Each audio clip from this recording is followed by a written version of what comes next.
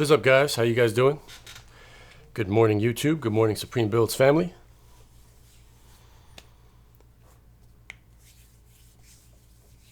How's everybody feeling today?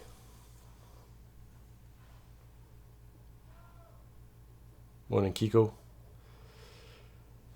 Morning, James, Sarah, Shine, Mike, Josh, Dan. What's up, hippie girl? All right, this is going to be a different kind of live show. I'm not going to do like a ton of questions, and I won't make it super long. It's hump day after all. Everyone's got to relax a little. But I'm going to do this VPN test. So keep in mind before I start this test that this test is going to be, I don't know the outcome because I haven't tried it yet, but this test is going to be what works for me, as far as it doesn't mean that your results will be exactly the same. So I'm going to dive into both applications a little bit, what you can and can't do in each one, and then we'll run some speed tests and see which one is faster. So I'll give it maybe a couple of minutes, let a couple more people jump in here. I don't know if my ticker is right. It's been all wacky for like 2 days already. I don't even know how many people are actually in here.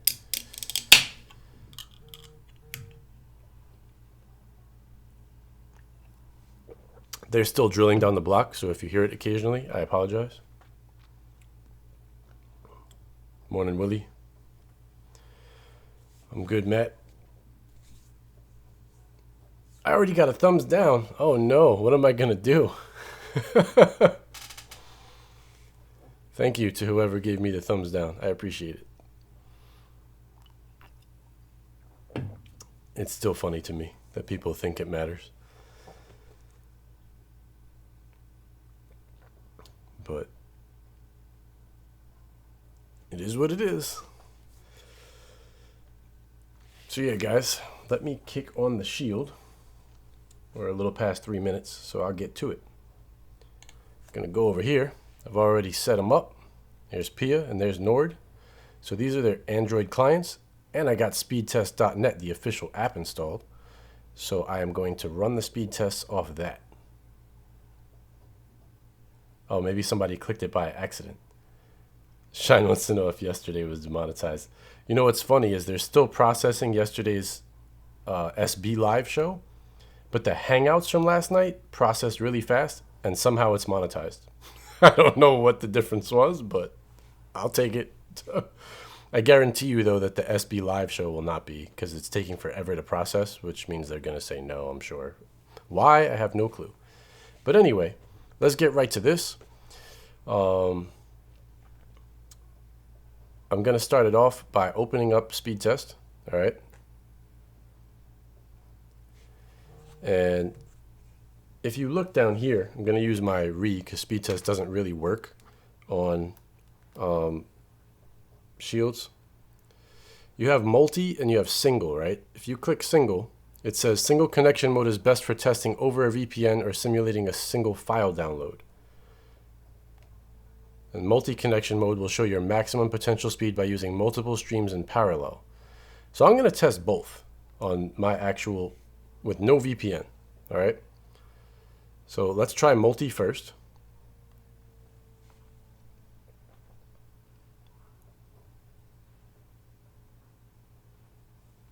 Not bad. Not bad at all.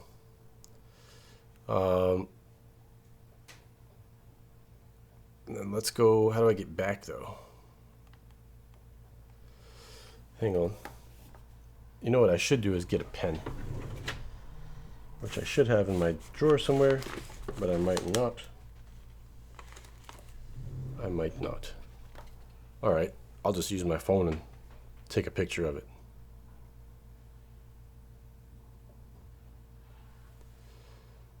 All right. Got my regular one going there. And what I want to do is, let's try this. Maybe I can do it this way. I want to test the single as well. Single actually makes the most sense if you're streaming something, all right? Because you're only going to be using a single file download. But I'm going to test both just to show the difference.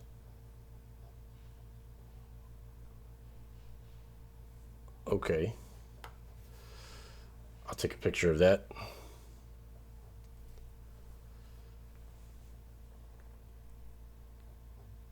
So what did I get here?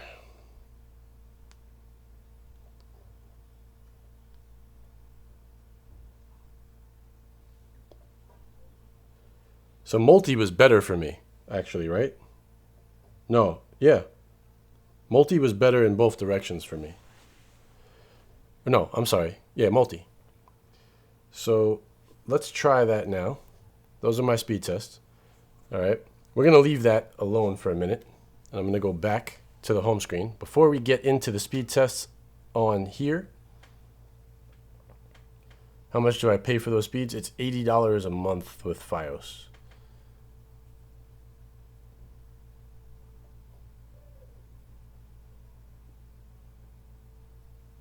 No, 80 bucks. That's the price. It's in New York City, so everything's very competitive. I'm going to open these two apps now, guys, and show you something that's kind of different between them as well. All right. In this one, which is private internet access, I'm currently disconnected, right? But I'm going to put myself right here since I'm not in the way. I can go to the settings in this app, and now I'm back in the way. That's lovely. All right. I can actually switch DNSs. I can change my encryption settings. These are the defaults. I haven't changed anything. All right, so everything is on default. I already hit this reset settings to default. So see, I'll do it again. Reset, just so you can see. So that's like P is, yeah, it's hardwired, Bill.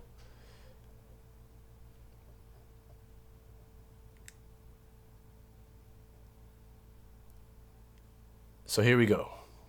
Also, if you look at these servers, some of them are just countries, but some of them have more than one in a country and they're labeled, like Australia, Melbourne, Perth, Sydney, Vancouver, Toronto, Montreal, right?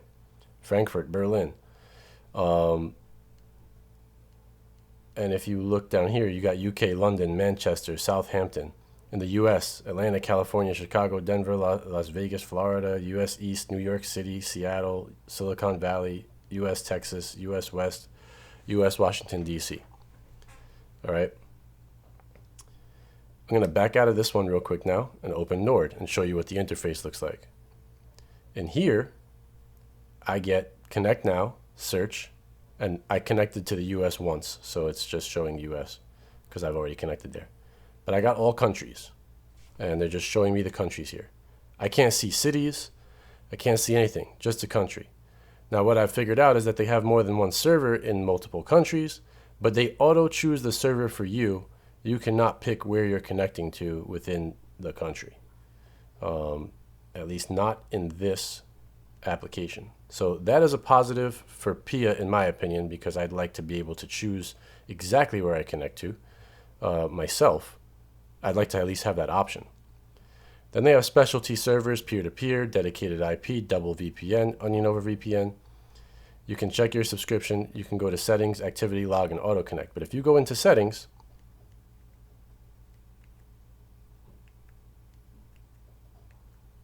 there is no options for changing your security. All right. So that's one thing that goes for PIA as well. I can't find in here any place to change my security. So, and there's no place else left for me to go. However, that doesn't mean there's anything wrong with it. It's just something I noticed in the interfaces between the two apps. So let's go ahead now that I've shown you that. You can see that they have plenty of countries. They got just as many, if not more, probably more overall countries. But like when I connect to US, it just says connected to US server number ... And that's really it. So I don't know what that is. And it actually picked a specialty server for me automatically when it connected me. So I've not yet tried to just click on Like, let's see if I just click this. Yeah, see, connecting to United States number 2917. And now I'm connected. I'm going to turn that off. VPN not connected. All right. What I'm going to do to make this test as fair as possible is I'm not going to manually choose my server in private internet access. I'm just going to tell it to auto connect me to something. I'm sure it will tell me what it is, and it will be a United States server. So I'm going to do the same thing in Nord as well. And we'll run some speed tests and see what happens. That's the first test I'm going to do. And keep in mind, guys, I'm going to go back to solo. This test is not indicative for sure on what will happen when you do this. This is my shield, my ISP, connected to each of these things. Everything's going to be a little different. I'm probably going to lose way more speed than most people will, because that's generally what happens to me with the higher speed. But when I used to have slower speed, like 150 over 150, I wouldn't lose anywhere near as much as I lose when I have a gig over a gig. So that's normal. It's not crazy that it's losing as much speed as it will lose. So keep that in mind. It's a good idea representation for you guys, but it doesn't necessarily mean that you'll have exactly the same experience. So I'm going to go back here, and I'm going to keep this as fair as possible, like I said. So let's go to PIA first, and we'll run the test with PIA. I'm using their default settings. I don't even know what the encryption settings are on Nord, which is kind of weird, right? Like, I can't tell if it's AES 256, 128. I have no clue. I keep moving myself, and then I'm going to wind up moving myself all day. But that's okay. So right here, I'm going to click on automatic. All right. New York City. So it did a good job. It connected to the closest one to me. It determined that that was the best one. All right. While that's running, I am going to back out of this, and I'm going to open up speed test. And it no longer says Verizon on the side, so I know that I am connected to it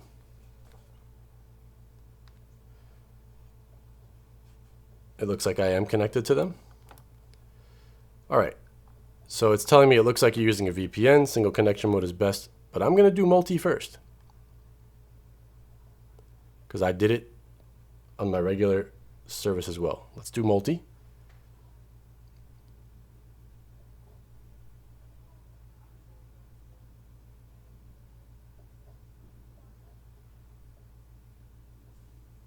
That's plenty fine for streaming, for whatever you're trying to do. 4 millisecond ping and 1 millisecond jitter is fantastic. Obviously, I lost a good amount of speed, but that was to be expected, and it's not the best way to test for a VPN. So let's go ahead and run the single. See what happens.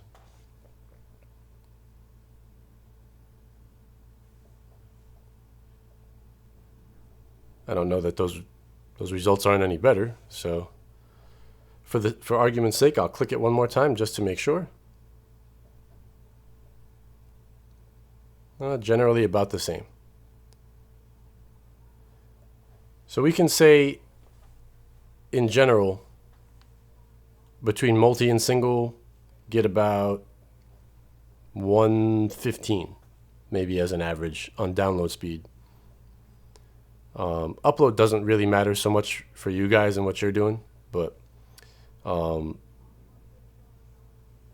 I think I got a better result on multi, even though it says the other one's better. So that's interesting. Yeah, you said click on results earlier, so that's true. I can do that. So results will show here.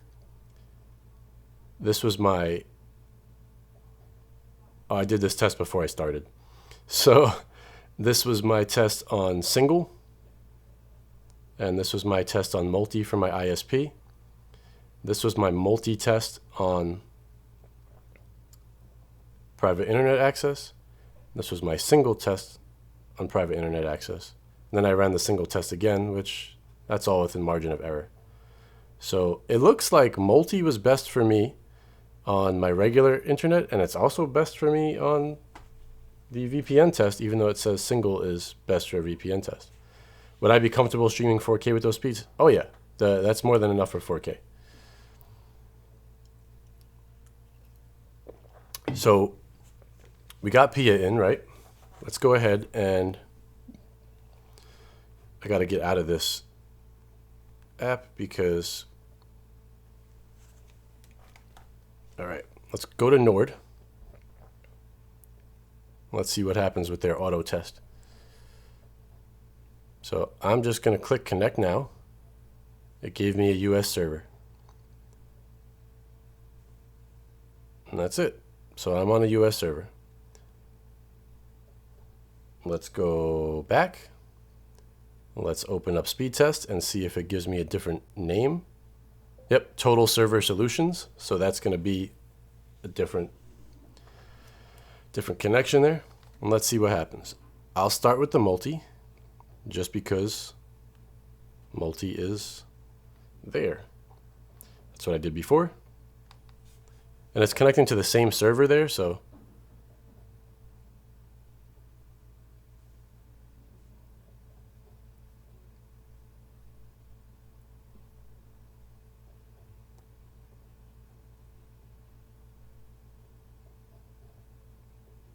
all right, so it's giving me 52.4 down and 138 up on multi. And let's go ahead and do a single. So I'm already on single. Let's go.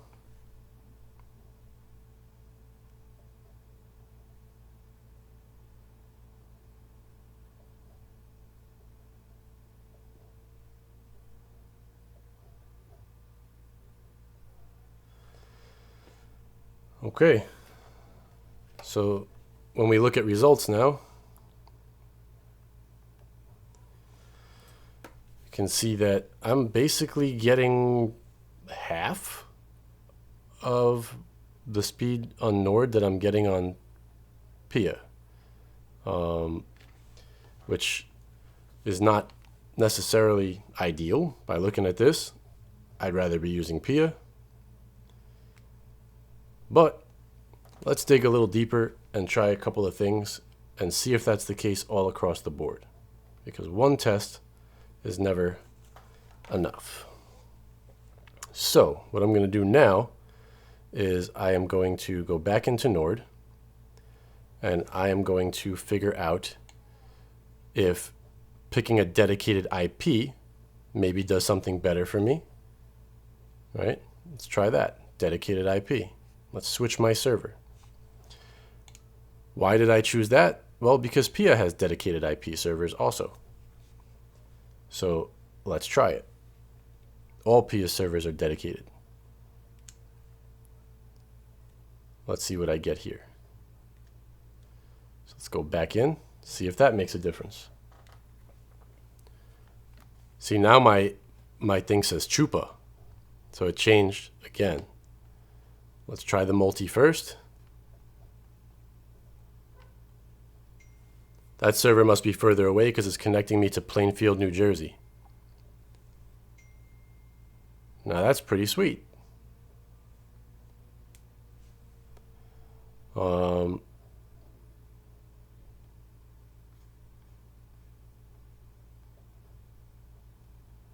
me close this out. And we'll do single.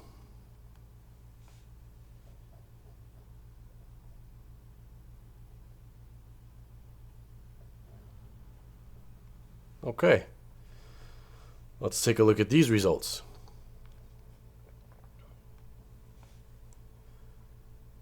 Now, that result, the multi beats Pia, and the single also beats Pia.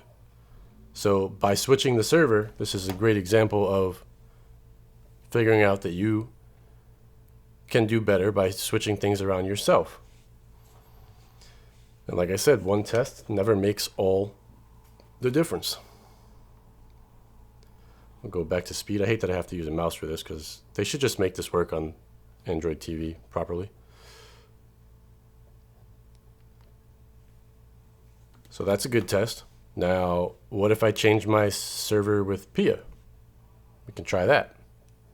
So let me back out of this. Let me go back to Nord. And let me disconnect.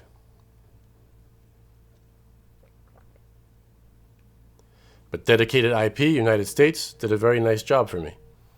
So far, that's given me the fastest speed. I'm going to go back to PIA now. And I'm going to choose a different server. Let's try, instead of New York City, I'll do US East. I'll pick it myself. Okay, I'm now connected to US East. And I'm going to run another speed test connected to that.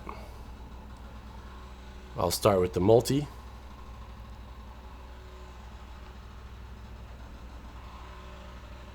Sup, Scott? Sup, Legacy? Legacy, appreciate the super chat. Thank you. 131, 175. Not bad. Let's close that out. Whoops, I didn't want to do that again. But whatever, I can do it again.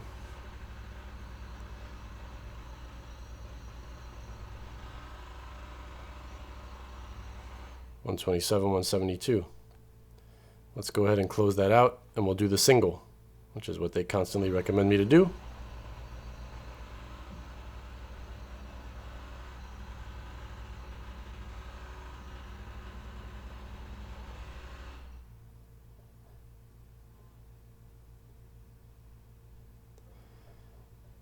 $119, $178. That's fine. Let me close this out. And we will go back into PIA, and I want to try something. I want to first disconnect, and I want to go into the settings, because we do have settings, right? So, I can do per app settings in here as well, so I can only turn the VP on for certain things. Which I don't see an option for in Nord as well. I forgot to mention that earlier, guys. So interface-wise, PIA has the lead by far, just with options and things that you can do, all right? But I'm going to go into the settings down here, and I am going to go ahead and try, let's do a custom DNS, right? Could expose your DNS traffic to third parties and compromise your privacy. All right. I won't do that for the sake of giving anyone the idea that it's safe to do that. But you can do that if you're not doing anything crazy. All right. It just basically means if you use Google DNS, your data is still encrypted, but Google DNS is still going to register that you've gone somewhere. It still prevents your ISP from seeing what you're doing. Unless you switch to your ISP DNS, that would be different, but nobody would ever want to do that. But I'm going to go down here. I'll turn off blocking my local network, right? So it says, notice that some applications such as the Google app could bypass the VPN when access to the local network is allowed. That's okay. I don't care. And it says some apps such as the Google app might leak or report your real IP. So I don't advise you doing this if you're, doing something you shouldn't be doing. But I want to do this just for the sake of testing. I'm going to leave encryption on, because I want it to have some form of encryption. All right, but I'm going to turn off the authentication, and I still have the weakest handshake there is, so I can't get rid of that. I'll just turn off authentication. All right, and then I am going to automatic connect again.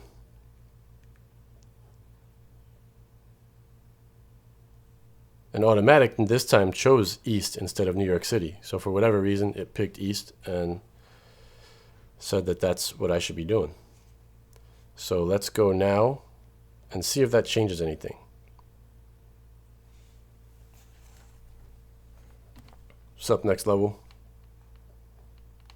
So we'll go to multi, go.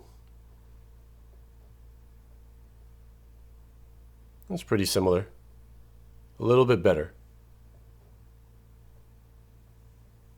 A little bit better.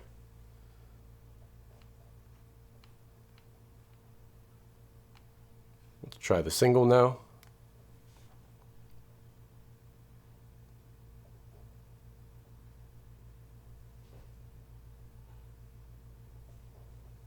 Upload was best, but download still, I think, slightly better than the last one. Let's look at the results.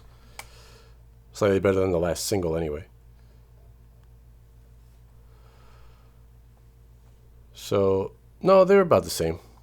The multi was right here, this multi with turning off the handshake is better. Because this was my last multi there. So guys, up to this point, just testing my general US use and what most people would do. You have a very interesting plot here, because overall, I got the greatest score on Nord, which was this one. Okay. However, I consistently got 130s, 120s with PIA, right? And I received this result also from Nord on its standard regular usage. Like without me adjusting anything myself, just doing what the average user would do, going in and just clicking OK. You know, just going in and saying, all right, fine, I just want to connect, and like if say somebody auto connects every time they turn on their device, or they just go in and click connect. That's what I ended up getting. Now, someone asked earlier in the show, are these speeds good enough to stream 4K? Every single result on this list is good enough to stream 4K technically. However, there are certainly some 4K streams that have a higher bitrate than 38.2 megabits per second. So I would not be able to stream 4K while connected this way. Once I switched over and picked the dedicated IP address myself, I got the best speed of the day, and I could certainly stream 4K, no problem with this. However, every result I got from PIA allows me to stream 4K. All right. So that's kind of where you're at. Nord at this point has the highest overall speed with a little intervention by me. PIA is giving you consistent speed, not as high as the highest Nord speed, but nothing anywhere near as low as the lowest Nord speed. So I think it's not really a win for anyone, right? If you have speeds like mine or anywhere close to mine, I'd certainly want to probably try to use that Nord more often in that configuration and see if it's consistent. If it is, obviously I'd use it. But the ping and jitter is very low. You can here. That's Nord with 4, that's PIA results. 4 milliseconds, 1 millisecond jitter. More PIA results, 4 and 2. 4 and 1, pretty consistent. 4 and 1, 4 and 0. And this is Nord, 6 and 1, 7 and 1. So all of those are plenty acceptable, plenty good as far as ping and jitter. No issues with them at all.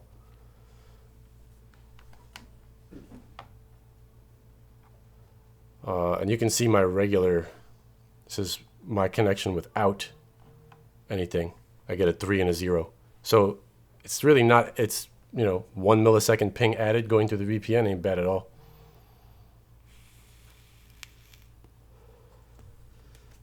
All right, so I would say both of these pass the test without a problem for just your average user to get on and use it. However, I want to go back into Nord. Am I still connected to PIA? Yep, I'm going to turn that off. I want to go back into Nord because I really only indicatively did one test, right? I'll go back in, and I'm going to go to just connect now once again and see what it does. All right.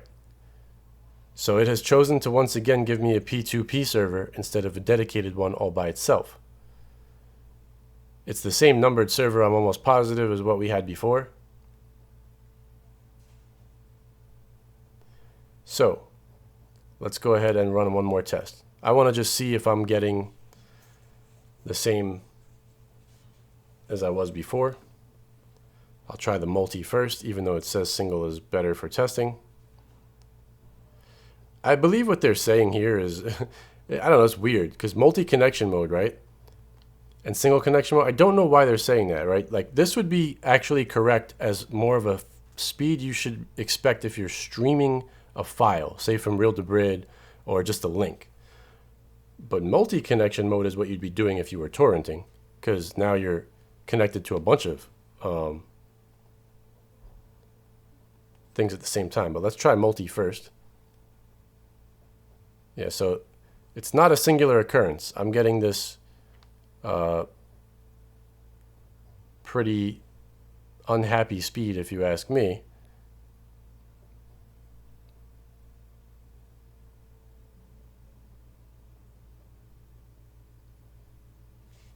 And 4K HDR files can be up to like 80 megabits per second. There are some that can go that high. Let me go ahead and run the single real quick, and then I'm going to try something else, and I'm going to test them in other ways, because there's more than this. Is not the only thing that matters, like I said. The single is even worse. So if I was streaming one thing, this is kind of what I'd be getting on my basic connection. All that means is that this one server out of the thousands that they have is either overloaded right now or just not that great. And it's very unfortunate because their app for Android is very limited as far as what I can do. Right? I'm going to go back in here and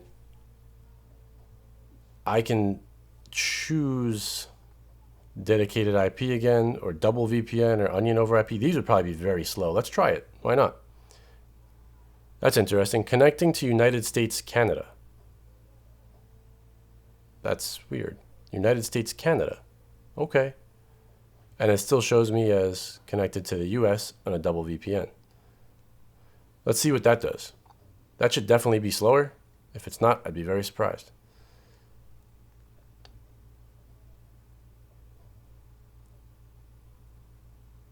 Yeah, it's in Montreal, the server, so it's definitely in Canada. I guess maybe they're just saying that's the closest one they have that's a double VPN server. Now, Pia doesn't even have double VPN servers, so this is a plus for Nord if you're worried about privacy, I guess. But look at that. I'm getting better speeds off that server, double VPN. So clearly it's just an issue with that server. The server is not the greatest at upload, but you don't care about upload if you're streaming. I'm running these off the Shield, Roland.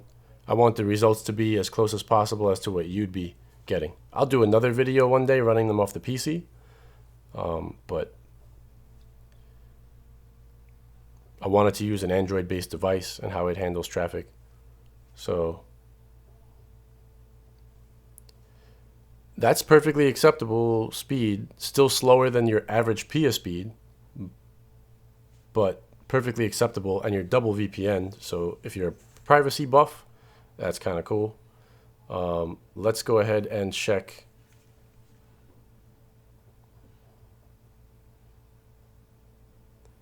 Let's go ahead and check.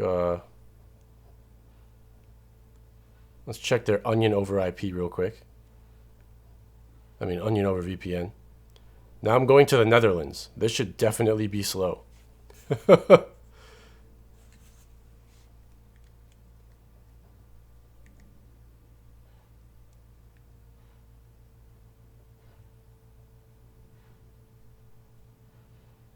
Speed test thinks it's definitely slow.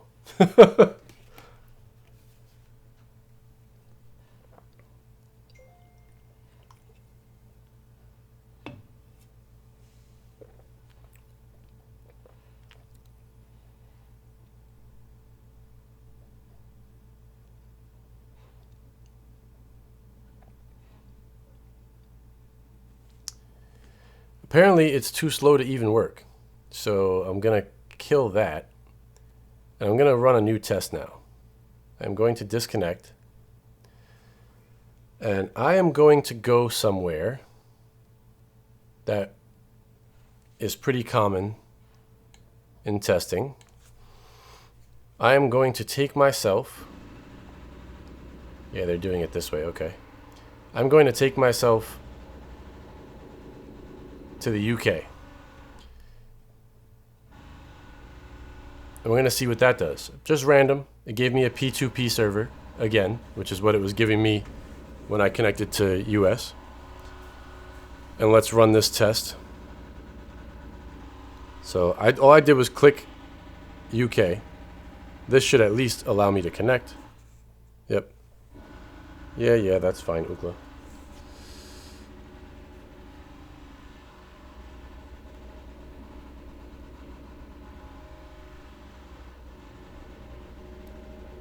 Is it making me? It's so weird. Like I have to click this with the remote, even though it doesn't work with the remote. So let's go ahead and see how fast I can connect to this server in the UK. It's in London. At least I learned. Oh, well, no, that's the speed test server. So.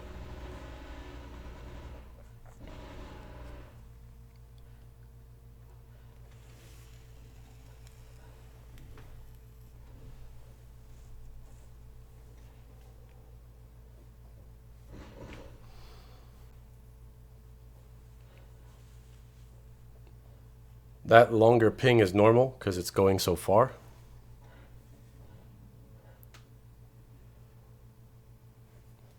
What's up, Luhu? All right. Workable, usable. Let's try the single real quick.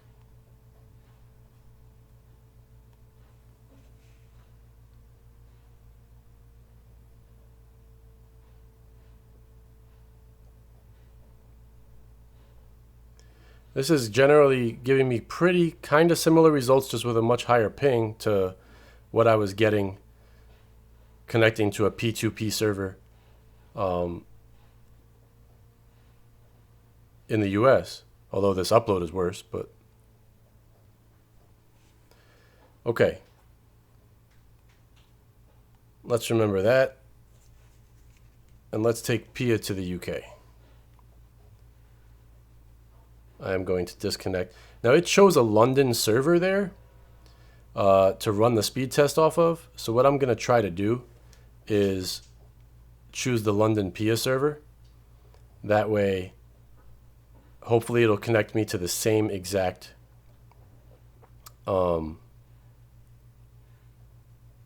server on speed test. I don't know that it will, but it's the best shot we got.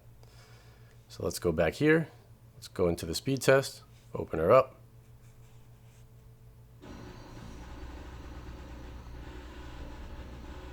It's not the same one, but at least I don't think it is.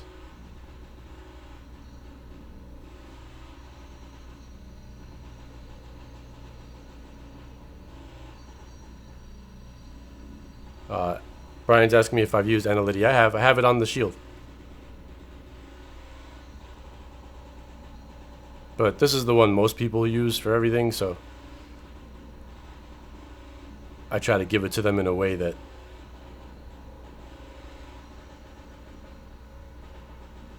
is, I guess, more recognizable to them. Nord wins connecting to London, as far as I can tell.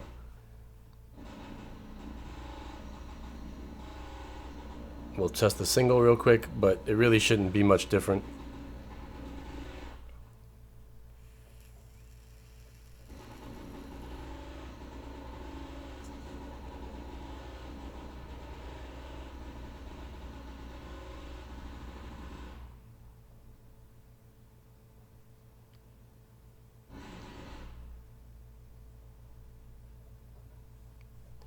All right.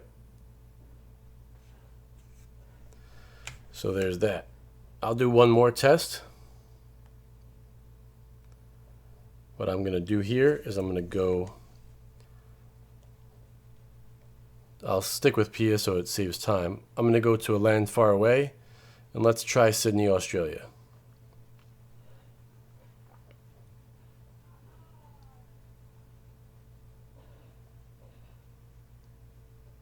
Okay, I'm in.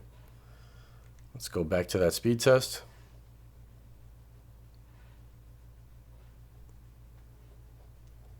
We'll choose multi first. Still finding a server on the other end. How is it like? There we go. All right. And it's in Sydney. Vocus Communications.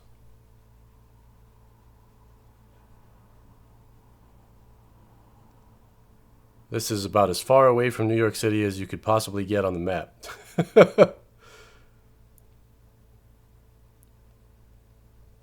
And as you guys can see, why we always tell you go ahead and choose the VPN closest to you. This is why. Your data has to travel so far and so far back that it slows you down tremendously. That 250 millisecond ping is now a bit of a problem. But I can connect to Sydney, and if I was doing normal web browsing, that would be fine. Even if I was streaming 720p, it'd be fine. I could stream 1080, most likely, and it would be fine, as long as I'm not using a bunch of other things. But I wouldn't attempt streaming 4K with that. That's me. What's up, Roberto? Now, I'm going to go ahead and go to disconnect here.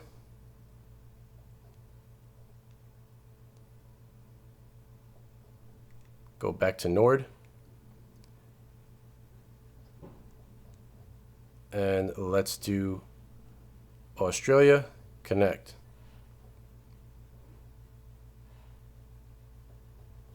And I'm connected. Let's go, and oh, I didn't even look. Did that it gave me another peer-to-peer server? All right.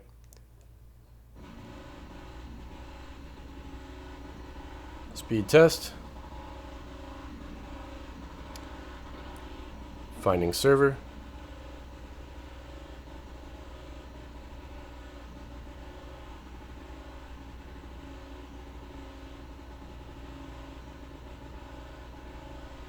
All right, so it gave me a different, I guess I'm connected to a different area in Australia, but again, I have no way of choosing with Nord, like the closest city or anything like that. It's just giving me something. Let's test it.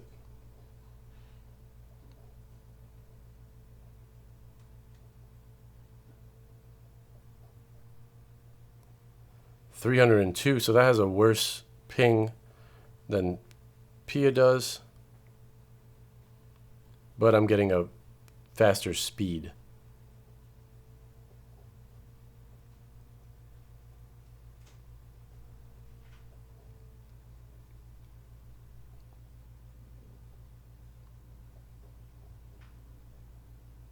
Sorry, Silverback. He said go out there and tell him to keep the noise down. I didn't know if you guys could even hear it. I apologize for that again. I can't stop them from digging up the street. All right, so ping is extra high, but your speed is okay. I'm going to try something now, though. Okay? I'm going to go back out of this because there's one thing I didn't do with Nord.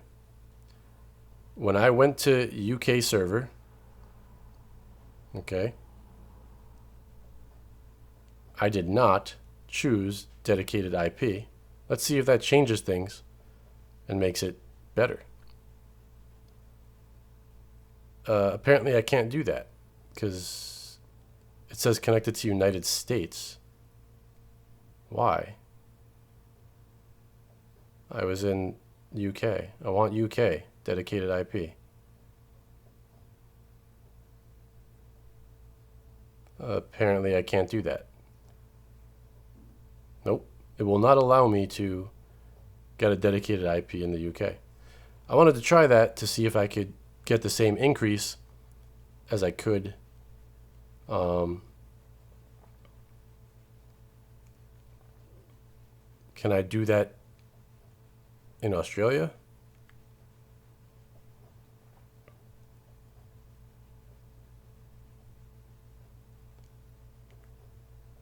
No. So I suppose your dedicated IP is pretty much locked to the US. That's interesting. All right.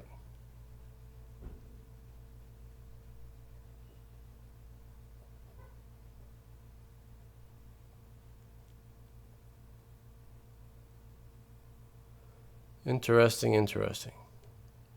So I'm back to dedicated IP, United States, right? One more time for good measure. We'll make sure it wasn't a fluke. I'll try the multi first. Go.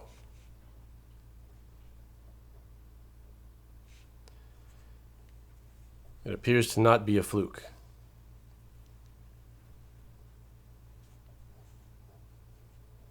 And I will close that. And we'll do the single.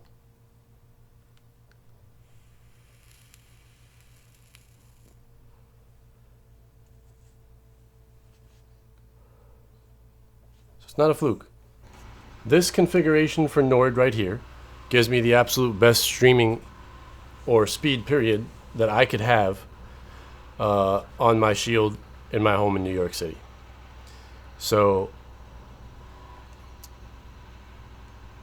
that's that. But when you look at private internet access, none of those speeds match. I'm going to disconnect this. None of those speeds match that top speed that I got. But no matter where I connect to, okay, inside of the US, because I was in the US, I tried US East, I tried New York City. Let's try like US Florida. So that's a good, you know, I don't know, 1,500 miles at least for me, probably. If I connect back to that and I go to the test. All right. Oh, you know what? Let me go back in here. I'm going to reset the settings again real fast too, just to keep it fair. Reset settings to default. Reset. And reconnect to the VPN. It says to do this. So I'm going to disconnect. And go back to US Florida.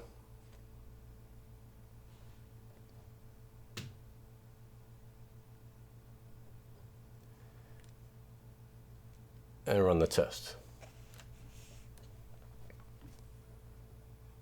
So multi, go. That's connecting to Miami, the furthest point possible from me pretty much, unless you go to Key West.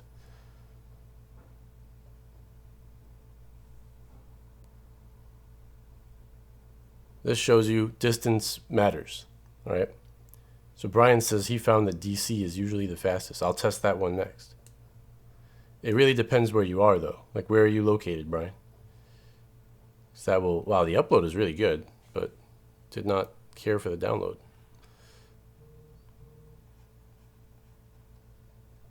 I'll try a single. Oh, you're in South Carolina. That makes sense.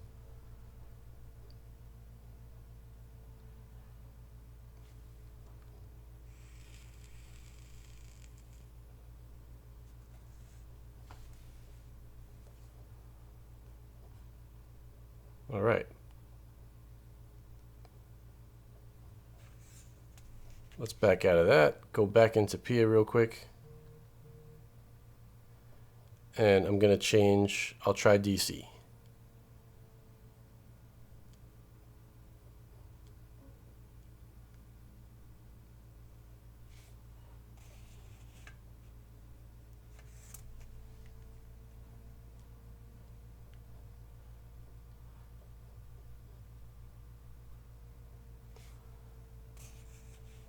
All right. Try the multi first.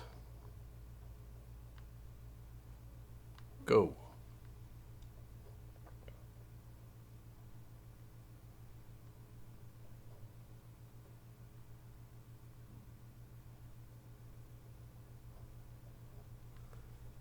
It's pretty good. Not too bad. I'll try the single real fast.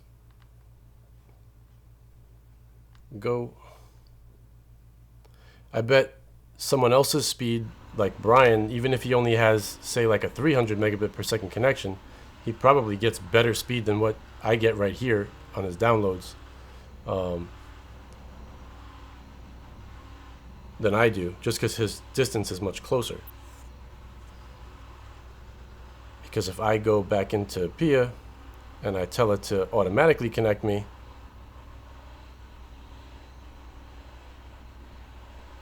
and now I go to US East, which is going to be pretty close to me, and I go back,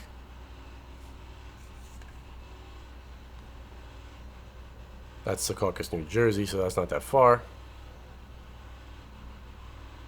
I get much better speeds because of the proximity here. Whereas if someone in South Carolina like Brian connected to US East, it's probably going to be slower for him than DC. And that's basically why we tell you guys to go ahead. Now, is PIA doing the right thing though? Right? I got 133 there. Let's go back in here and let's force NYC, because it was giving me that earlier.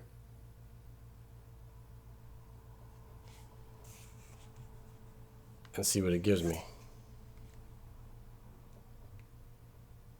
Oh, I didn't want to go into Nord. I wanted to go over here.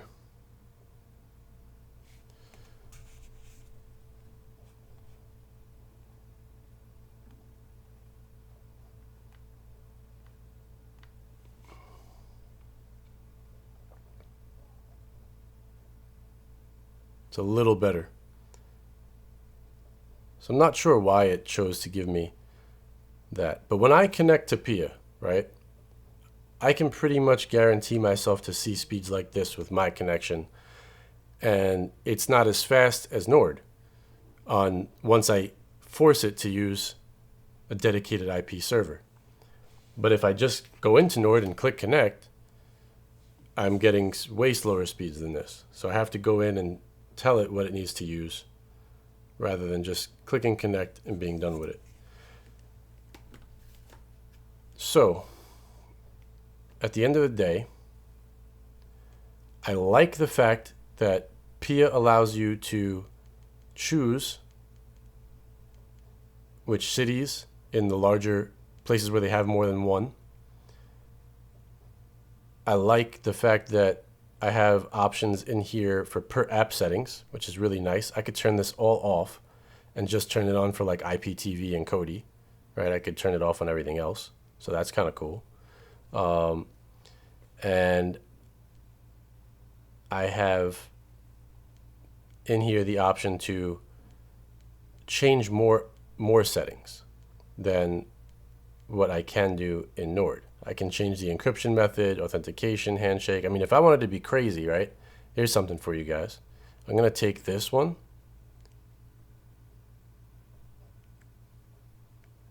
It automatically forced me to change my authentication there. And my handshake, let's go here. All right. I do this, and let's go ahead and reconnect to that NYC server.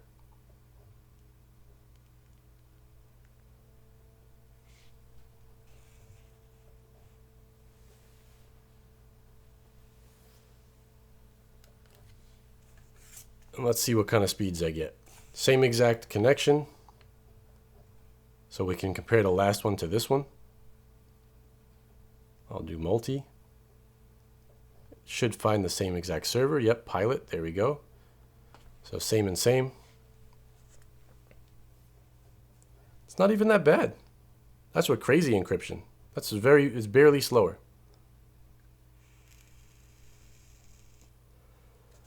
So let's look at results, right?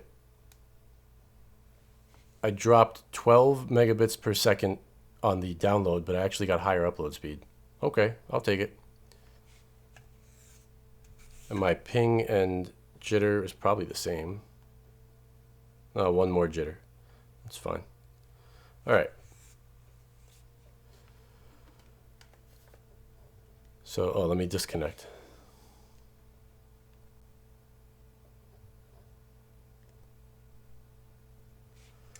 So let's back out of this real quick, and I'm going to come and just chat with you guys now for a little bit.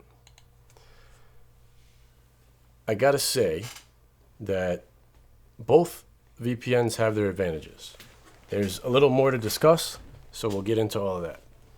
You have the advantage of choosing individual cities in places that have more than one server on PIA. You have the advantage of changing your encryption and authentication methods yourself on PIA.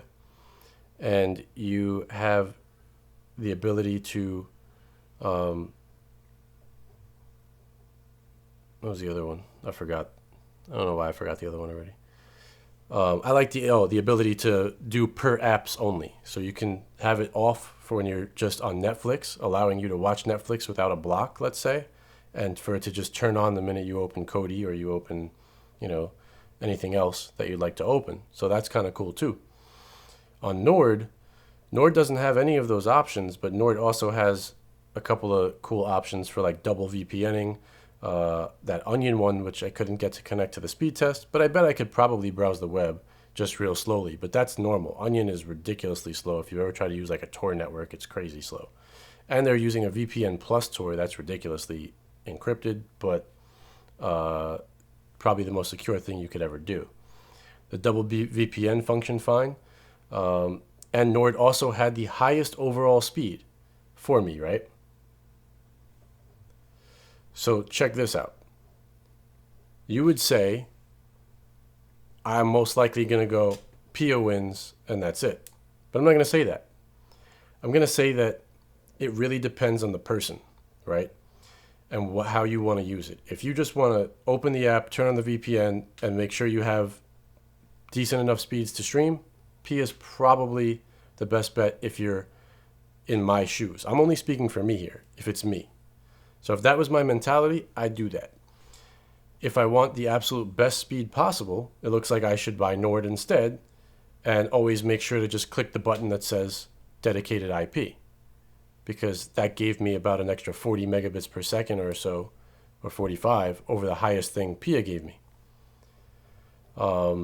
But then again, if I want to change encryption settings and things like that, right? I can't do that aside from choosing to double VPN or things like that. I could do it on PIA.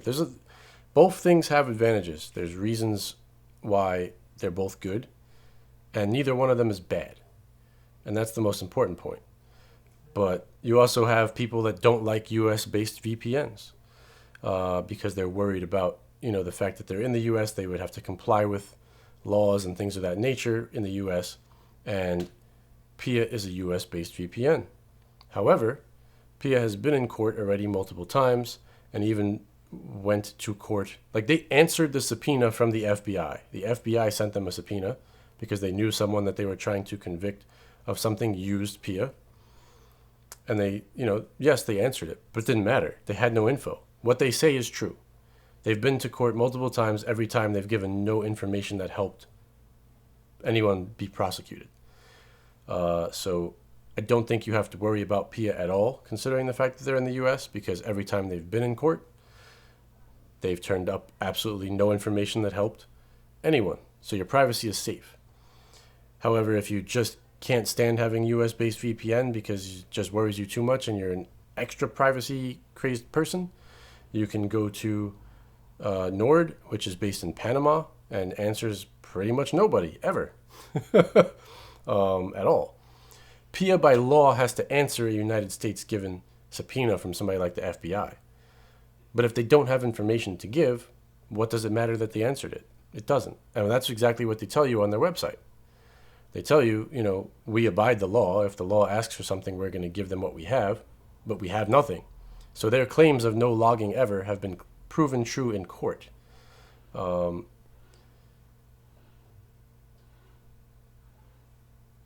James is saying Nord, you can default to dedicated IP. I didn't see how to do that. But if you can, that's awesome. In their app, let me go back to it, because in their app,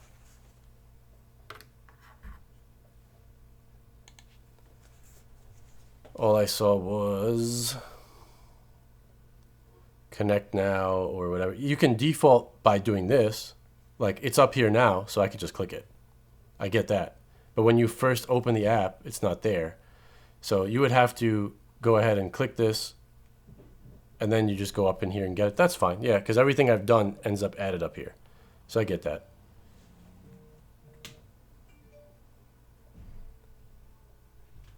Oh yeah, no, I'm sure on the phone it might be different. That's possible too.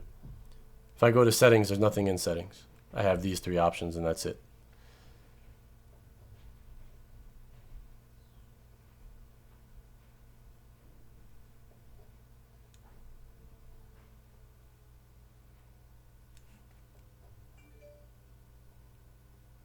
Auto connect. That's it. Can I change the setting here? Ah, okay. Dedicated VPN. You found it, James. There we go. So now if I disconnect and I say connect now,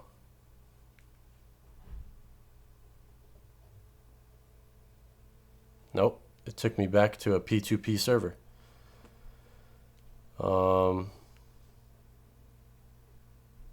But I don't want to auto connect because now that's going to auto connect me all the time when using Ethernet.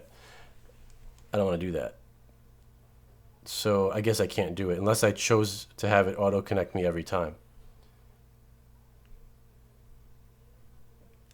which I'm not really a fan of. What's this activity log? So that's to send the ticket. Okay.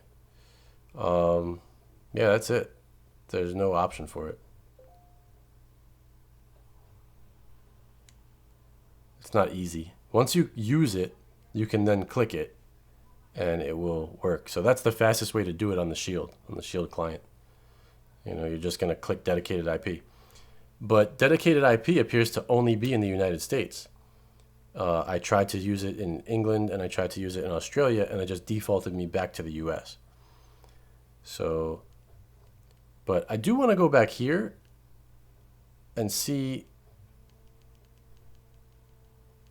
Yeah, they're not giving me individuals here either. Okay. Just countries. All right. I wanted to see if they had any possible like different servers that you could pick. But so the dedicated IP server is the fastest one if you're connecting from your house, at least for me, and you're just trying to get some streaming going. You definitely want to use the one for P2P if you are torrenting, because that would be, I guess it's designed for that. I suppose you could use dedicated, and it might work faster too. I don't know. The P2P could be worthless. I have no clue. But I'd have to do some torrenting tests to figure that out, which I can't do live on YouTube because then I'd be breaking the law.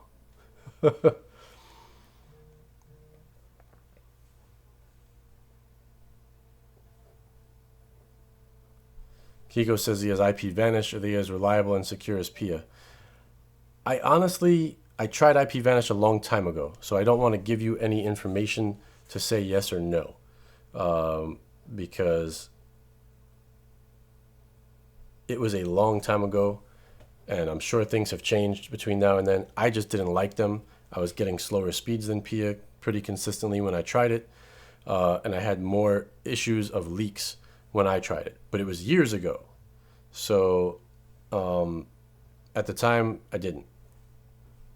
I would have said no if you asked me this when I tried it, which was maybe 6 years ago. So something like that when I first got PIA, because I tried IP Vanish first because everybody talks about IP Vanish, and I fell into the, okay, well, it must be good because that's the one you see all the time. And then I didn't like it. So I decided to try PIA on a whim, just searching around for VPNs, and I tried it, and I liked it, and I've been with them ever since. To answer, somebody asked a question that's impossible to answer about what's good speeds on a speed test. I think that was Luhu. Is Luhu still in here? I can't seem to find. Oh, there it is. What are good speed test numbers? It's almost at the bottom.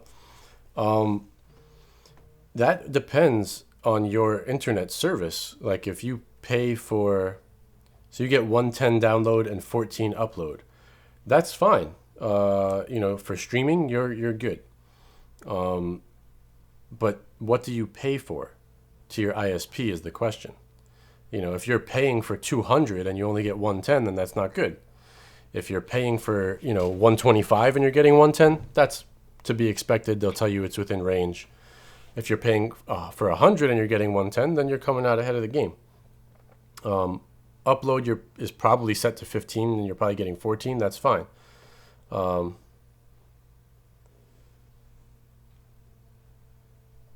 James Julian says Nord website, you can see specialty server for each location. Yeah, I suppose. But what does that help me with on the Shield? I can't use it. You know what I mean? Like, I have no issue with Nord, and I'm not saying even that Pia is better. I'm saying that it depends. On the Shield, on this device, Pia, to me, has more functionality and gives me the ability to change more things, the ability to do per app only VPNing, which I like. And it also allows me to just make a connection to just click auto connect, and away I go with somewhere in the vicinity of 140 megabytes per second, right? And if I just tried to auto connect right out of the gate with Nord, I was getting like 35. I had to find for myself that dedicated IP one gave me 200 and something, right? So Nord actually wins speed-wise for me. So if you're asking me when I turn on my VPN, now that I have both of these services, as long as Nord continues to give me over 200 at my location, I'm going to use Nord because I want it. And it has to, as long as it's reliable, which it has been proven already, so I'm not worried about it. You haven't seen a bunch of cases of Nord leaks. So speed-wise, for me, Nord wins. All the other functions I give to Pia, and Pia has good enough speed that I can do whatever I need to do streaming-wise as well. So overall, I like Pia better on the Shield just because of everything combined. Nothing wrong with Nord though whatsoever. And if I need to use a VPN and I want to download something, I'm going to use Nord because I'll get more speed. That's really it. But if I needed to torrent something, where I'm assuming that you're not supposed to use the dedicated IP one for torrenting, or maybe it won't allow you to connect. A server could be set up that way. And if that's the case, then I'm going to use Pia because any server I connect to allows me to do peer-to-peer torrenting, and the speeds are higher than the P2P servers on Nord. So it's all use case. There's no this one obliterates this one or not. It's all use case. But those are the only two I recommend. The affiliate links for both are below. And my firm opinion, and this is not just based on my test today, it's from other people I know that have Nord, and I've checked out their speeds and stuff in their house with different services than me, and compared it by loading up Pia in their house myself. Because once I started hearing that so many people liked Nord and then started researching Nord, I said, let me check it out before I even try to offer it, was that on a singular connection, right, if you're using that dedicated IP, the speed for everyone pretty much beat Pia's speeds. But I am in the US and I don't know. I guess look on Nord's website and see if they have dedicated ones in the UK, dedicated ones in Australia, or wherever you are. Dedicated in Canada, maybe. I didn't try that, but it kept defaulting me back to. Let me see if I can find it on their website.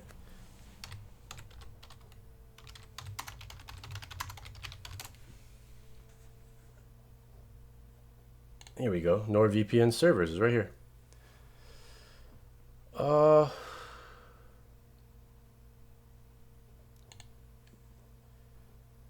It says the Netherlands also has dedicated IP. Germany does. Okay. Most other locations here are P2P only. Where's the UK? Ah. Yeah, it says UK has dedicated IP, but I tried it and it wouldn't let me. So I don't know why. It probably would on your PC, but it wouldn't let me on... and I'll check Canada for you guys because I know that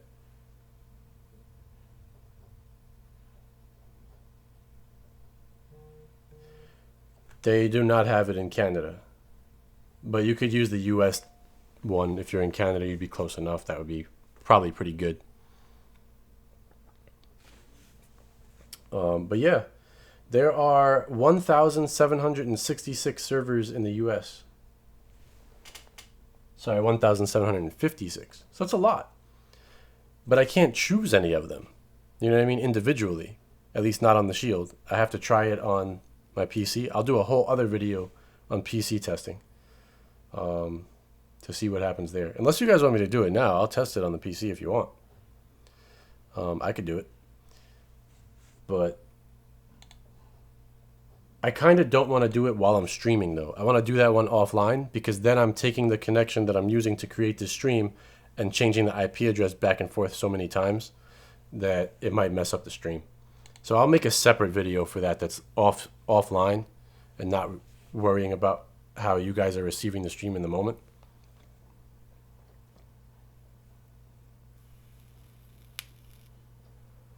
So Paul says you can do it on the phone. I can do that right now for you. Let me install the Nord client on the phone and see what I get. Let's see. Play Store. Nord. Install.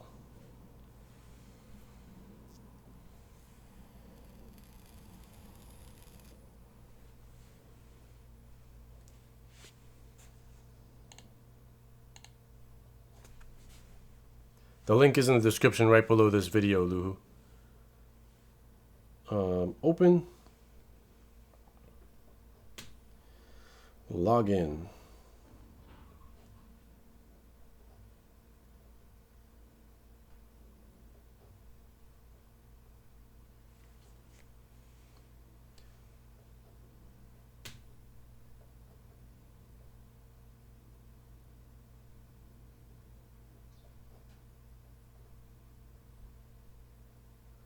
All right, so I have an option now here on the phone. Hopefully I can, all right, hang on. Let me see if I can change the lighting to make this show, because it's in focus, but the light is crazy. Hold on.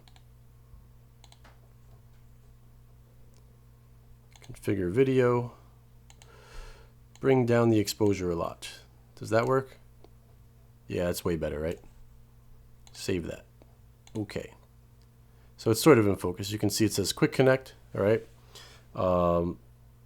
Then there's specialty servers, search, Albania, Argentina. Let me go to United States down this list. Hit settings. And there it is. New York, Manassas, Buffalo. So I can do it. I don't know why I can't do it on the TV server, but you can. New York has 179 servers. And inside of New York, let me see, I can click settings. It's giving me a distance to me for each server. And they're all 4 kilometers. That's interesting. Server, I don't know if you can read it, but it says in red here. Oh, I messed that up. It says server overloaded in red underneath. Those are at the bottom of the list, so they're not allowing people to connect to those, but there's a ton of them that are fine. But it's kind of cool that they at least tell you that. You can even heart individual servers. So there's way more functionality in this app on the phone than there is on the Shield. Because I'll go back to the Shield real quick. Let me fix my video again.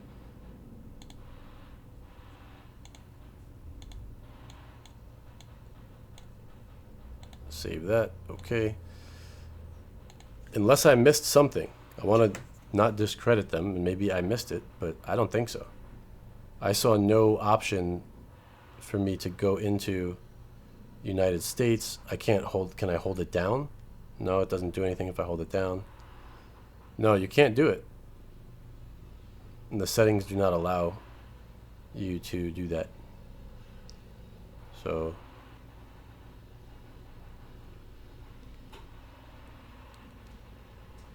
yeah, there's no, let's see, specialty servers is just this line. And I could not, it says the UK has a dedicated specialty server. So if I do dedicated IP, it automatically connects me to the US. And if I switch here to United Kingdom, it removes dedicated IP, puts me on P2P. I click dedicated IP, goes back to United States. So it's not letting me. Let's go ahead and go to my phone and see if I can force dedicated IP in the UK. All right, so specialty servers, dedicated IP. It's showing me a bunch of United States ones. Here's United Kingdom ones. I should be able to. I'll do United Kingdom 878. I trust this application. Okay. Continue. Okay.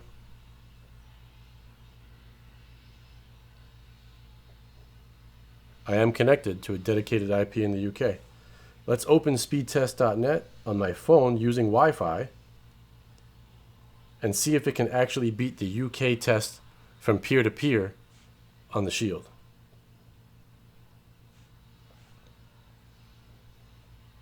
Go!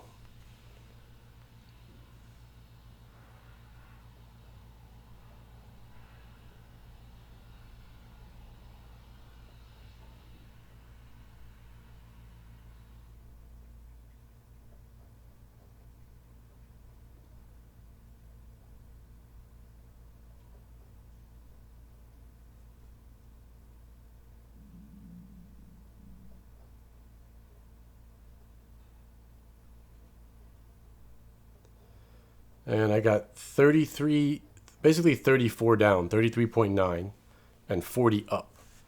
And if we go back here, and I just pick United Kingdom, I don't remember what I got before, but I'll run it one more time. It would be a good enough test to know if it's indicative of the people in the UK getting a much better connection when they connect to dedicated IP. I'm assuming if you're in the UK, it's figuring that out, and it's going to allow you on the Shield to connect to a dedicated IP without an issue.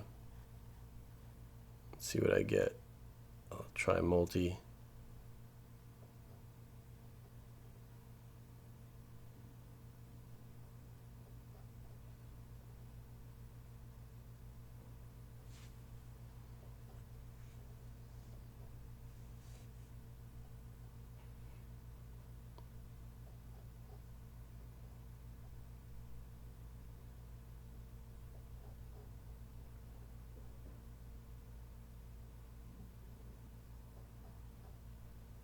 Yeah, I'm pretty sure if you do dedicated, you're going to get a higher speed because I basically got the same download and less upload. My phone on Wi-Fi connecting to the UK dedicated got me the same amount of speed download as my Shield hardwired connected to UK peer-to-peer. And my upload speed on the phone was almost triple what I got here hardwired to the Shield. So any UK has dedicated IP servers. If you can connect to them, which I'd assume you can because it's going to know your location and try to give you the best location anyway, just like it knew to pick US for me. You should be able to get dedicated IP in the UK that way. And you'll probably have the fastest speed possible on using Nord. Even better, even like a faster speed than Pia.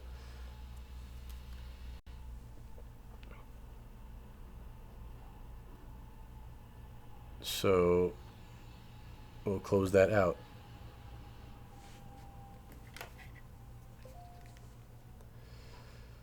And let me go into Nord and disconnect that because I don't need that running. Oops, disconnect. Okay, so we'll come back over here real quick, guys. Donnie says he's got DSL phone line, 10 megs down, 1.5 up. Yeah, VPN's probably going to kill you, man, unfortunately. Your speed would probably go to like 5, 6, 7, something like that. I wouldn't. I mean, you can try one for free. Like, you can buy Nord, I know, and refund within 30 days. You could try a free VPN. So, you know, that's basically that. But again, they're both great. They're just different. They have different functions, and it depends on the kind of user you are and what you like to do. If you know, are one of those, I just want to click one button and forget about it, and I don't care about adjusting my handshake or my encryption levels or anything like that in my own, or I don't care about, you know, only turning the VPN on for certain apps, then Nord's going to be, you know, the winner for you. If you want those extra functionalities of being able to do all those things that I just said, then P is going to be the winner for you. But both good. So those are the only two I recommend. I'll check out a couple others if anyone wants me to. However, I pay for these. So like, I just literally sent Nord $100 to buy this, to make this video for you guys, even though I already have Pia with 10 connections. But I wanted to show you guys because there seemed to be a lot of interest in the chat when we were talking about it before a couple days ago, and a lot of people kept saying Nord, and I agree that Nord is a good service, just from me checking out friends that had it myself and comparing it with Pia. So I bought it, showed it to you guys. I'll show it to you guys on the PC as well in a separate video, just to see the differences there. It's true on the Android app you can change your servers, as someone pointed out there, as James pointed out, but not on the Shield version of the application. I suppose you could probably sideload the phone version onto your Shield, but you need to use your trusty old remote, and maybe you could do it that way.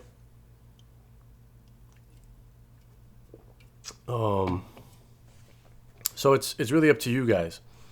My personal opinion, you can't go wrong doing either.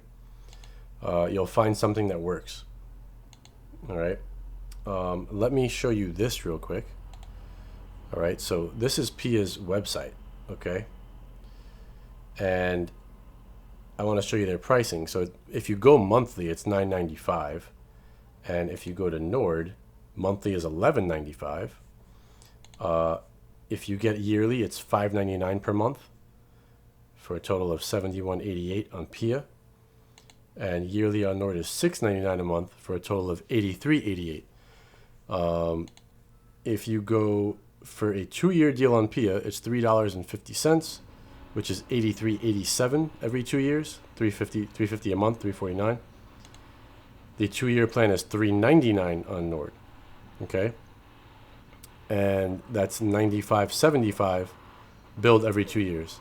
Now, the minute I look at this number, $83.88, and then I look at $95.75, I'm just like, why would anyone buy this plan? It makes no sense. Like, you're literally spending $12 more, and you don't have to worry about it for 2 whole years instead of 1. So I definitely would go there, although Nord has the 3-year plan all the time at $2.99. okay, which beats the 2-year price basically by 50 cents of PIA. But you'd have to get 3 years, and that's 107.55. And now I ask myself again, I look at this and I say 95.75 or 107.55. It's another $12 difference. You're getting $1 off every month for 3 years. So it's a total of, that's pretty good.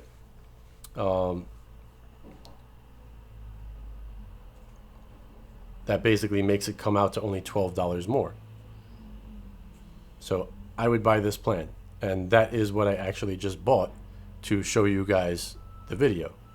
And I caught PIA on a 3-year deal. They have them sometimes, but they don't have it right now. When I bought PIA for 3 years, it was $99 for me to get a 3-year deal, which made it cheaper slightly than Nord's 107.55. But that was on the old plan before they went to 10 connections. It was 5 connection max. But I got that grandfathered in to 10. It was like a limited time deal that said you're going to get your 10 connections if you sign up for this at the old price. So I have not seen PIA's 3-year deal yet with 10 connections. My guess is it's probably going to be the same because they generally, it'll probably be $299 or $324, somewhere in that range, which is going to make it very similar to the 3-year plan for Nord. All right.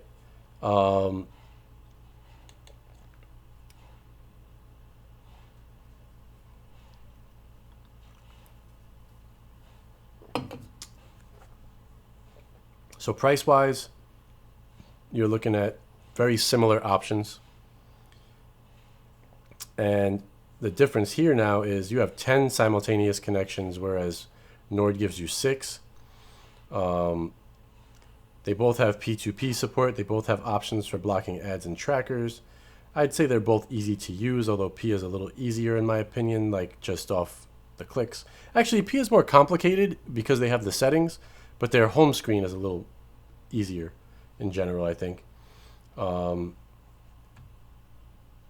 that's really it. They're all pretty much the same.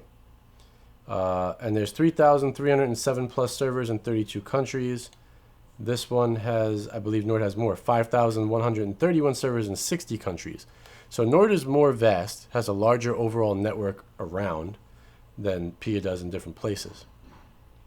Lou said, can I get one connection? Sure. I was using one connection the whole time. You can't buy one connection. It's not like IPTV. You get the 10 with your account. You don't have to use all 10, but you can use up to 10. Somebody also asked earlier about, can I split these 10 connections with other people or whatever? Sure, but you're going to give that person your information. Like, they're going to have to log in with your account info. So if you have 10 connections on PIA, you can literally give that account to 9 people and use one connection yourself. But the minute someone takes those credentials and logs in as another one, now you got a problem because you're over 10. And it doesn't matter what IP you're on. You can use it on 10 different IPs at the same time. It's your account. Your account is allowed to have 10 simultaneous connections, and that's it.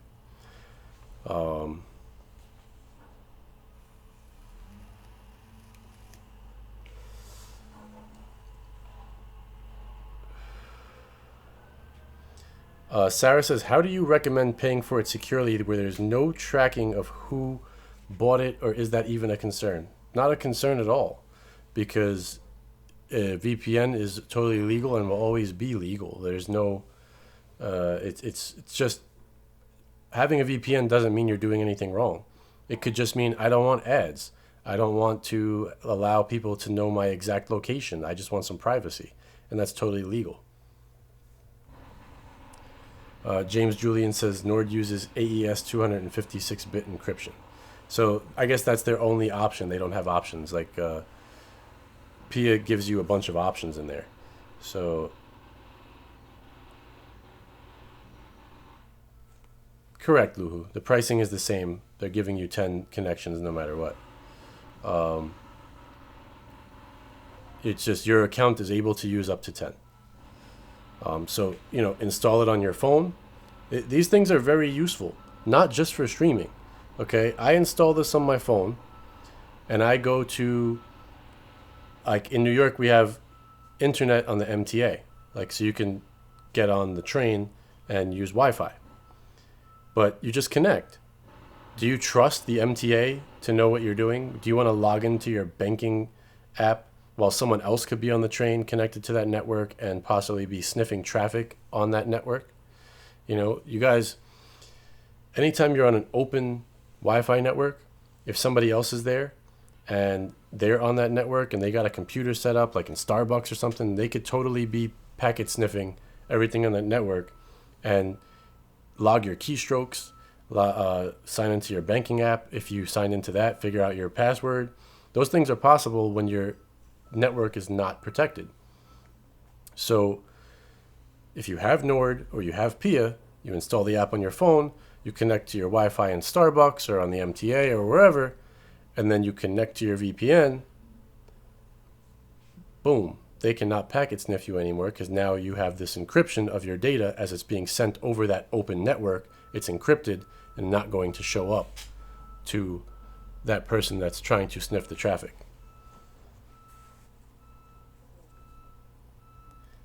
So it's great for stuff like that. You can also make one yourself for a one-time fee of buying, like, the easiest way probably is buying the Raspberry Pi, which I've talked about a few times, and creating a VPN into your home. You can use that to connect to all the time when you're outside. And you have to connect and transmit sensitive information over, but it could be something as simple as your Facebook. I mean, you could think like, I'm going to sign into my Facebook on my laptop at Starbucks. Somebody could get your information doing that. It's not impossible at all. So having VPNs are useful for a lot of things, and that's why they'll never be considered illegal, and that's why nobody should worry about paying for one or knowing that it's paid for. You know what I mean? What do I think about a VPN router? You need a really strong router.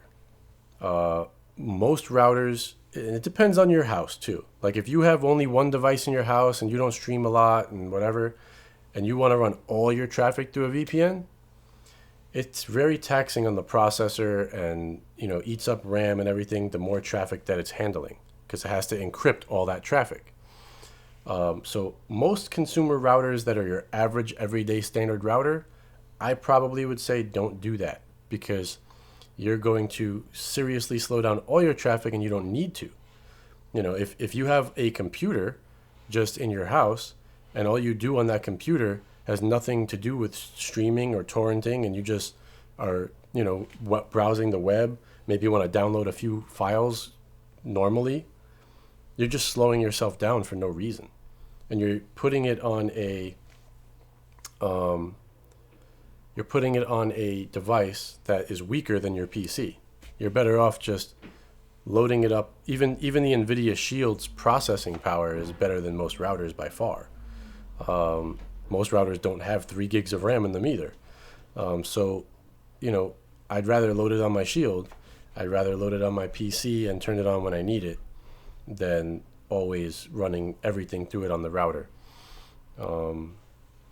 That's just my general opinion. But if you got a crazy, they do design routers that are, I did ignore that one thing you said, Jugs, about the sniffing. Sorry. I was trying not to interrupt the flow. Hug you, Jugs. I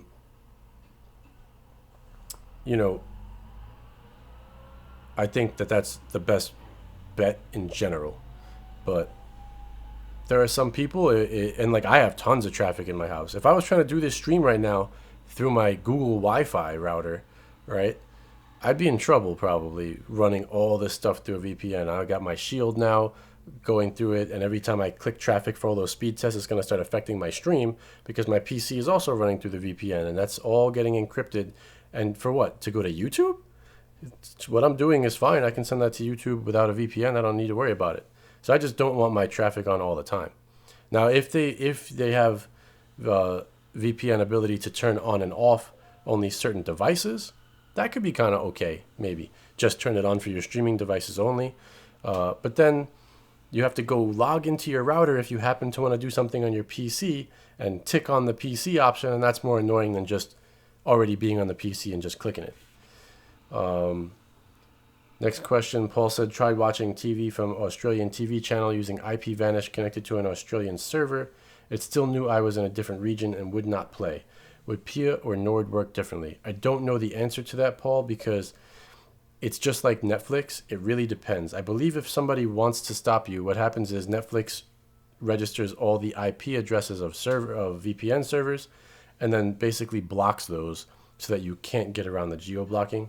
If this particular Australian channel does the same thing, you may have a problem. I've had some instances where I've gotten by Netflix and others where I haven't using PIA. I haven't tried on Nord yet, so I don't know the answer to that.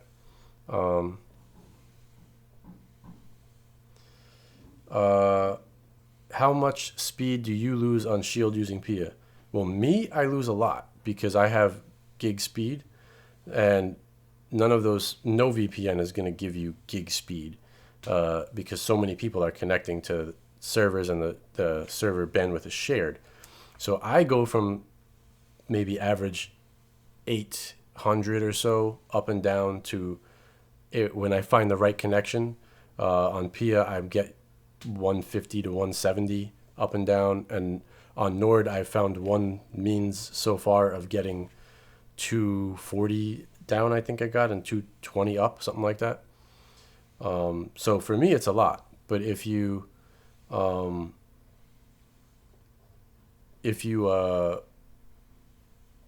have a lower speed, you'll lose less speed because it's not that that's the amount it loses all the time.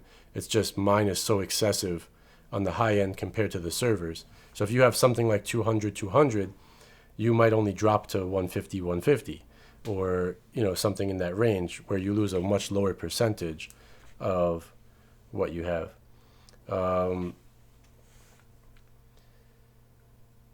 Do VPN services such as PIA and Nord cross paths in routing, or are they all dedicated to their own? In my research, I have found that they're generally dedicated to their own. I wouldn't be surprised if certain VPN companies agree to share a server, possibly. But for the most part, they're their own. Like when I connect to anything with PIA, it tells me that, like PIA is registered as an internet service provider as London Trust Media. And I'm sure that NordVPN is also registered as an internet service provider where they need to be. They might not be in the U.S. the way that I know in the U.S. they are registered. Nord might not be though because they're a Panama-based company. But I don't think PIA necessarily crosses with anyone. I think they probably have their completely own network. But I wouldn't be surprised if someone crosses with someone, and maybe even if PIA does.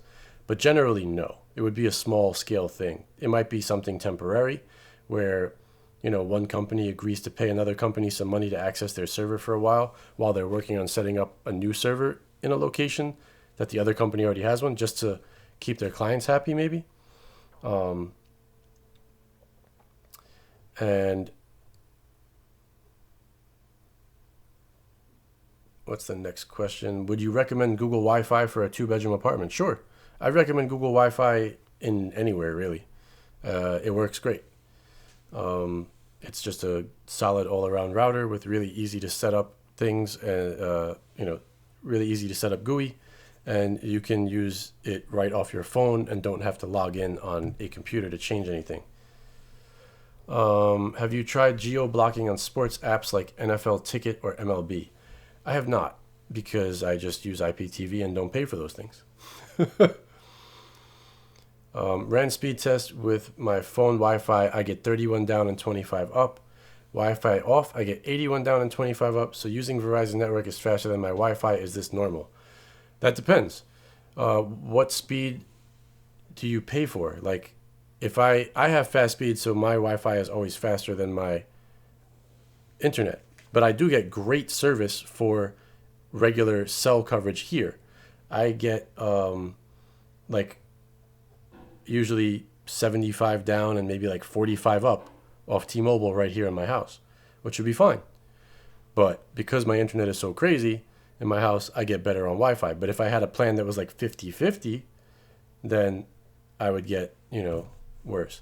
If you have gig service, then something's wrong with your service, or your ISP, who I think you said was AT&T, right?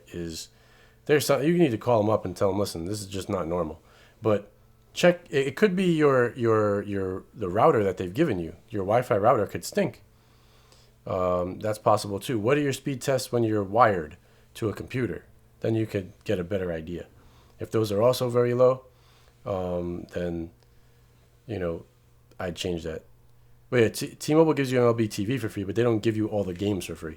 Like, you don't get the MLB, what is it called? Season, whatever the season pass is.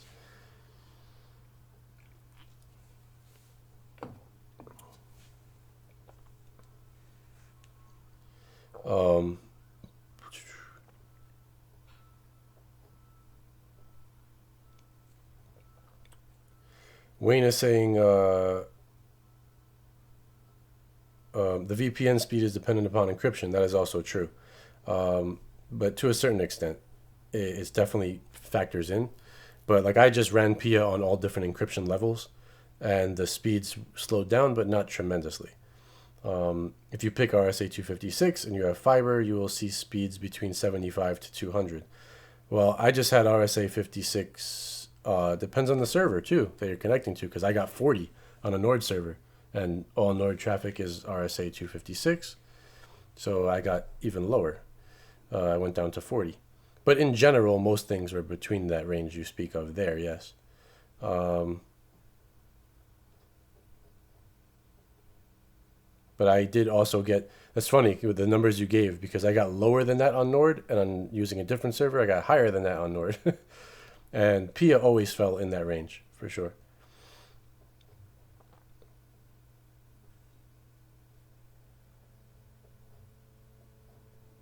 Um, bu- bu- bu-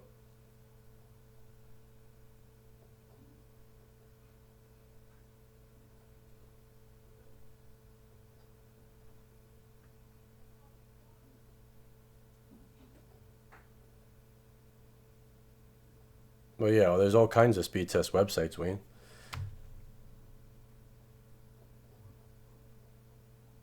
I was actually doing speed tests on like 4 websites from my PC the other day, just running some tests.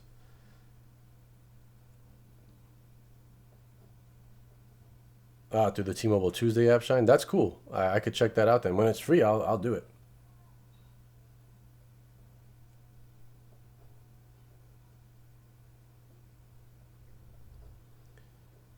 Best encryption and low. Well, they got a lot of settings in there. The standard one is fine for most things. I'll go back to it and show you. Someone's asking what's the best encryption and lowest encryption on PIA. So when you go in here and you go to settings,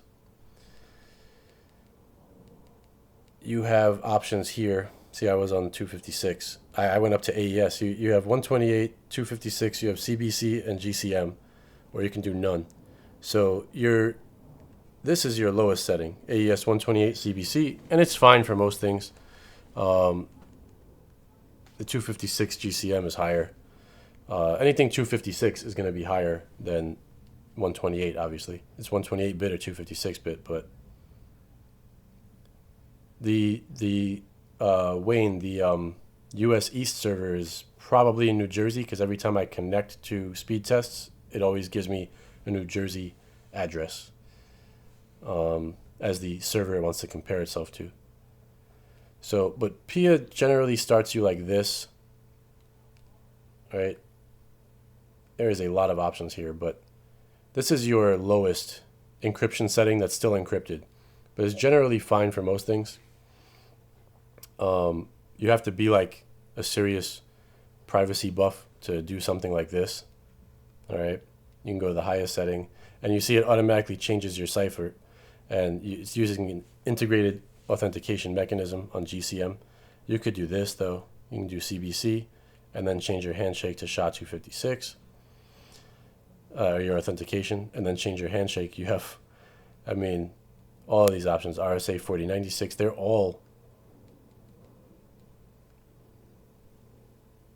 That's crazy.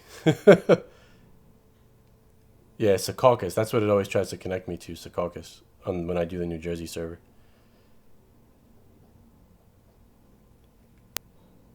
So as long as you don't have none, you're okay. But to Wayne's point, he's talking about, your encryption levels, right?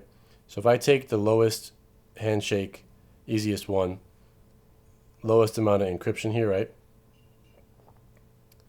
The handshake is just when the two sides that are connecting to one another communicate and agree that they are each other.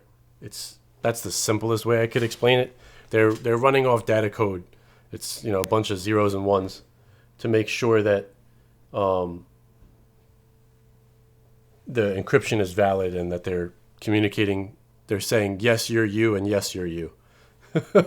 In a way, that's kind of what it is. It's the connection point, and how much it wants to test for that. But this is the lowest setting, right? So if I connect, I'll just do automatic. All right. So it gave me US East. And I'm going to go ahead and speed test that. I'll just keep it on single to make life easy. I have to use the mouse for this.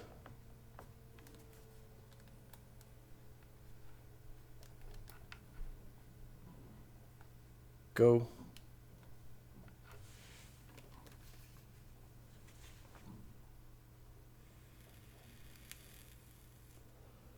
So that's what it gave me, right, on a single. And I could literally do that again right now.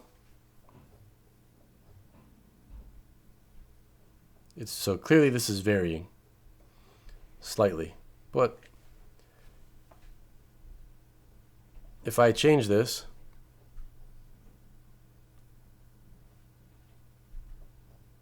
to multi,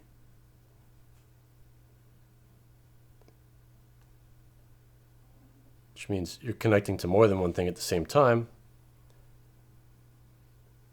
I now get higher speeds. So it depends what you're doing.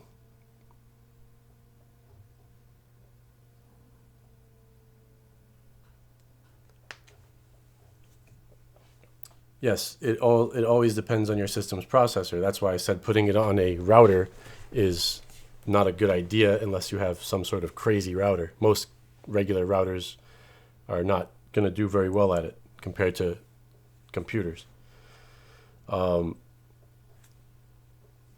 So there we go, right? That's my speed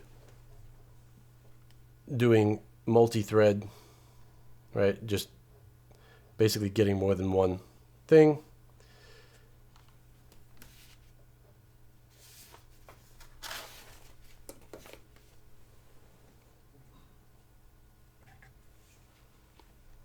All right, I'm going to go ahead and go back into PIA, and I'm going to change my encryption. All right.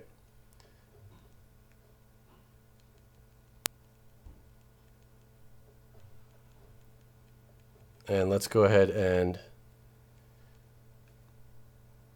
we'll do 256 CBC.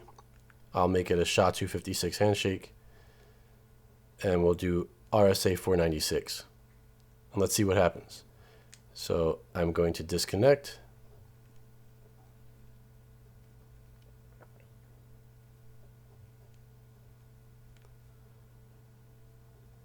And reconnect.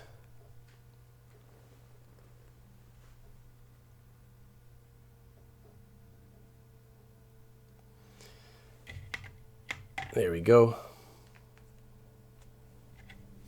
And I'm back on the same server. So let's go back here. And we'll look at my last results.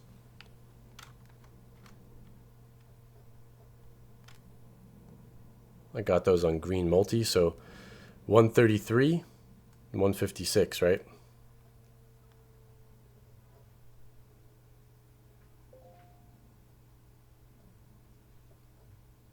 And I'm going to do single first, and then I'll do a multi after.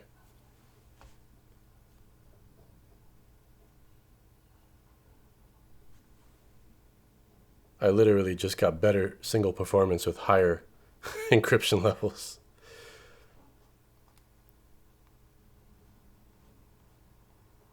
We'll do multi.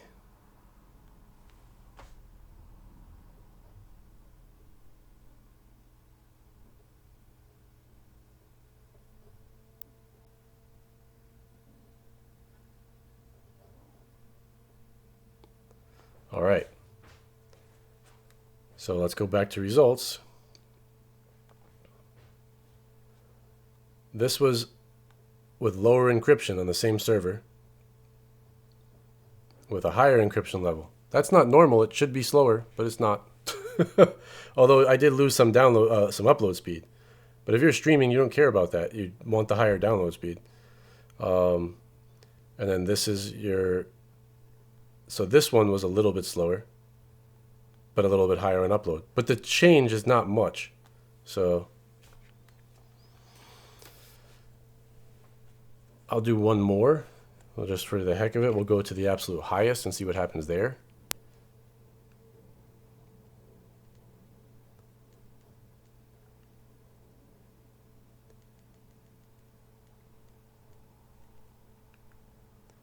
So we'll take the GCM. Your data authentication is automatic this way.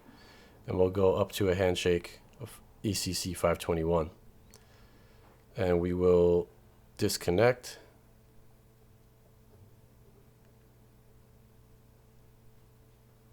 And reconnect. Back to US East. And let's see what I get like that. Right back to the same server. Go to multi first.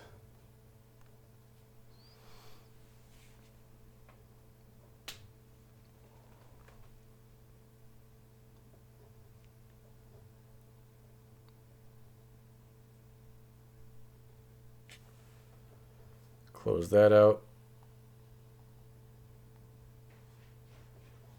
And now I'm on single.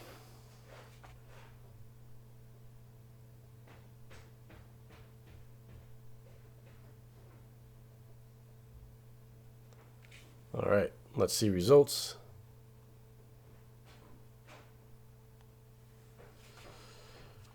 So now on the multi, I've gone from 128 down to 115, and on the single from 112 down to 101. So you do lose some, but regardless, all of them are acceptable if you're just trying to stream some. So that's that. So you do lose some speed, but it's not tremendous, at least. But if you had a crappier processor, like what Wayne is saying, yeah, these are on the Shield, Wayne. All these tests are on the Shield. So, you know, if I was doing this on my PC, I'd have even higher speeds probably, because my PC is stronger than the Shield. But the Shield is really good at this. If you know, it's something to keep in mind, whatever you're doing. If you're if you have a Fire Stick, you're probably going to get slower speeds than this. But again, it's not going to be ridiculously bad on a 4K Fire Stick. It's not like you're going to get, you know, half the speed I get. It's not that bad. But you will see slight differences in the speed you get from the encryption. So lower your encryption settings to 128, which you can't do on Nord, now that we learned Nord is all 256. So for lower spec devices, I'd say PIA is going to be your better choice to keep speeds up, because you can do 128. But on higher spec devices like the Shield, running at 256, I get the highest speed possible that I've gotten on any server off Nord. So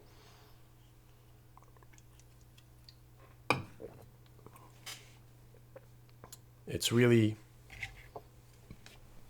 really simple. It's a complicated thing, and it seems complicated, but the answer is simple. They both work, they're both good, and it's just more a matter of preference. So that's the end answer. So what did I miss in questions while I was doing that? Tara, thank you. I appreciate the kind words there.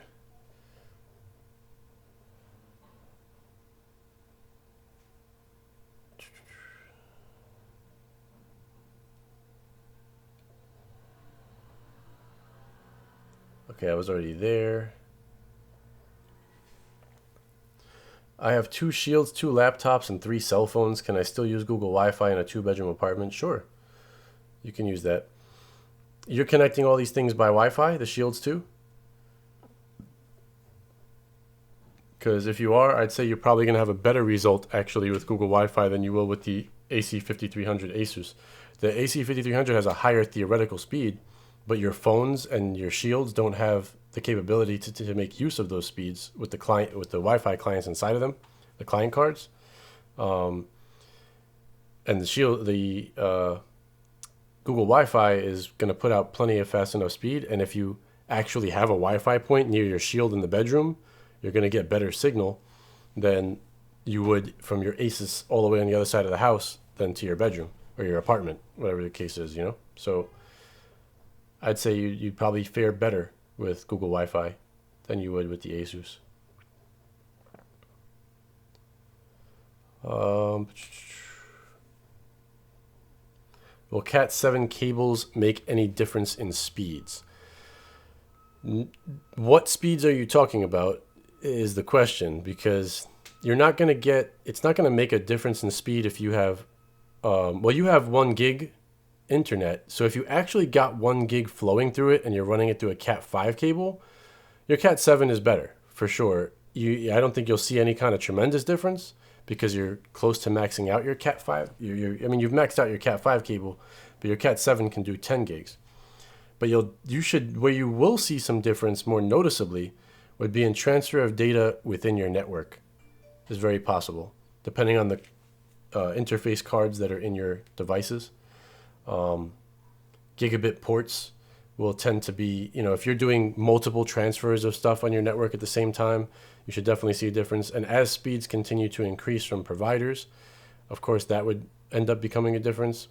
Adding 10 gig NIC cards into your devices, which they now sell, would make a difference.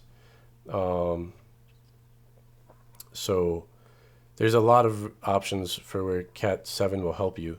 But I wouldn't say like if you just switch all your cables to Cat7 and all of your devices are exactly the same, it won't make a tremendous difference. But it can definitely help. Well, one place where I would say it's the best to take care of is any cable coming into the house. Like wherever your first Ethernet cable is, you definitely want it there. Like if that's modem to router or ONT box, if you have fiber to router, that's a good place to put it. And then work on your individual, things. Also, if you're using devices like this, your coax, anything that connects through the coax, right? The coax is capable of up to 1 gig speeds only. So anything that's connected through the coax network now, until they make a new coax standard, which I know they're working on a Mocha 2.5. This is Mocha 2.0. I think 2.5 is 5 gigabits per second. So eventually these will get upgraded. Everything always goes up, it just happens. But, it is definitely helpful. How helpful kind of depends on your network initially. But at this point, there's zero reason to buy a Cat5 cable at all. You should be getting 6 or 7 because they're capable of higher speeds and things are coming out that can take advantage of higher speeds. They're even making some routers now with 10 gig ports on them. Very few, and they're too expensive, but they're making them. So it's a start. Also, your internal network, your devices, have to be able to communicate through at least gigabit ports. That's easy. Everything should be gigabit. If you have anything in your network that's not gigabit, upgrade it to gigabit, like 1,000 megabits per second. Like there are some switches that you may have. If you have any of these just in your house, you can look on it and it should tell you, or look up the model number and look it up online. If you got an old one of these laying around, if it says it's only 100, chuck it, get a new one, because you could seriously be slowing down a bunch of your stuff and not even realize it. Wayne said to do it by router, you need to make your own router with pfSense. Yeah, that would be the best way to do it. If you wanted to do that, you take an old PC, turn it into a router by installing pfSense on it, and then you can run a VPN through that because you're using desktop processor, much better quality ability to handle all that traffic, to encrypt and decrypt and all that stuff.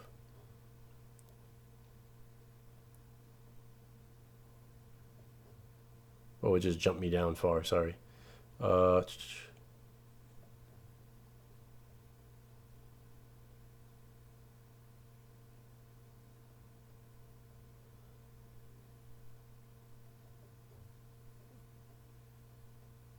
right, Luhu, take care.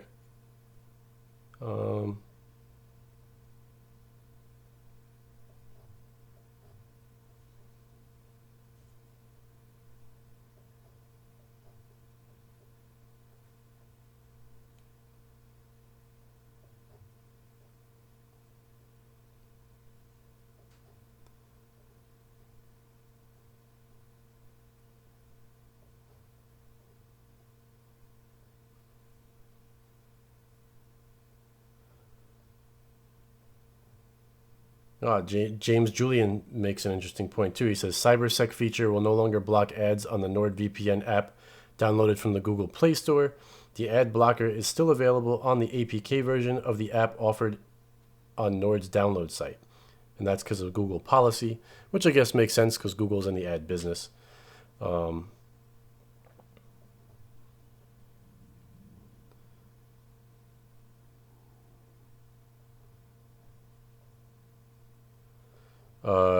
McMahon 3000 says, I have Real Debrid, a laptop, 2 shields, and I use Vader streams. Do I need a VPN? No.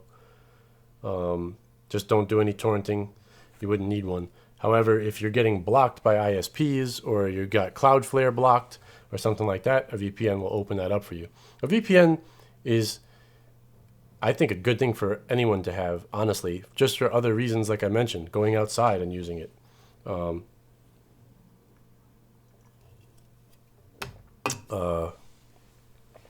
There's a lot of good uses for it other than just, I don't want my ISP to know I'm streaming something. But definitely don't torrent without a VPN, McMahon, at all. Just do direct streams and that's it. So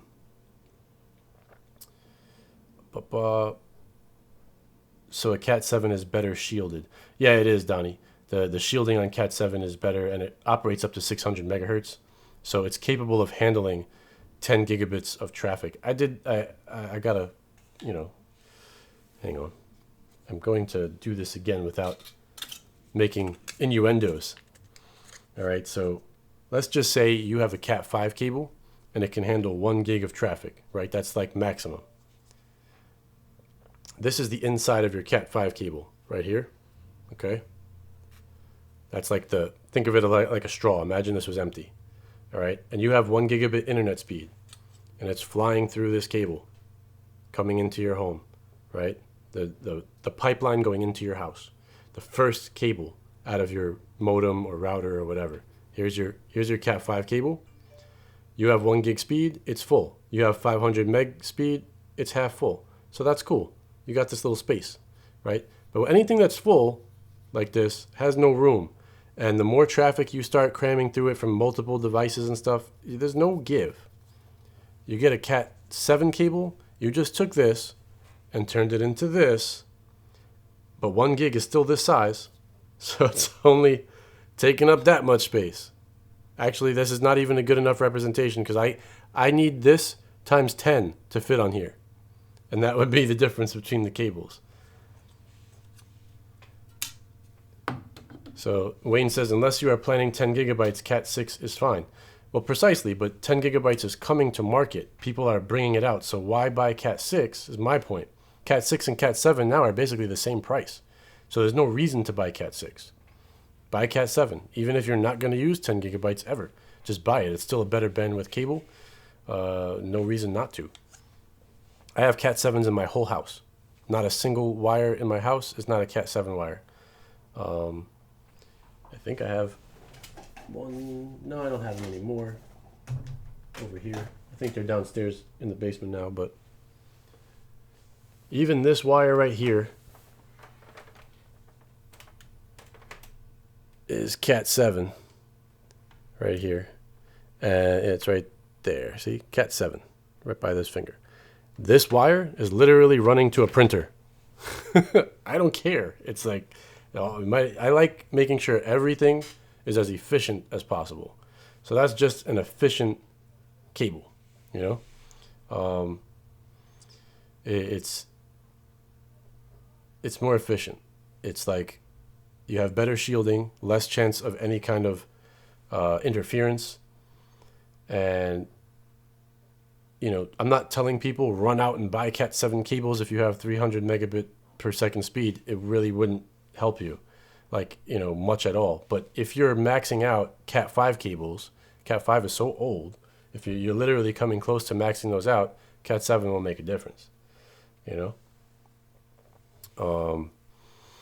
And it just future-proofs you as well. Yeah, if you could put fiber everywhere, Wayne's saying that would be the best. And they tried to work on that. I saw like they are doing some stuff with that, but it's tough. Fiber seems to be a much tougher thing going on. Trooper's in the building. What's up, Troop? Do you need a VPN in the USA if you're watching and streaming on a 4K Fire Stick? No. Just don't torrent anything.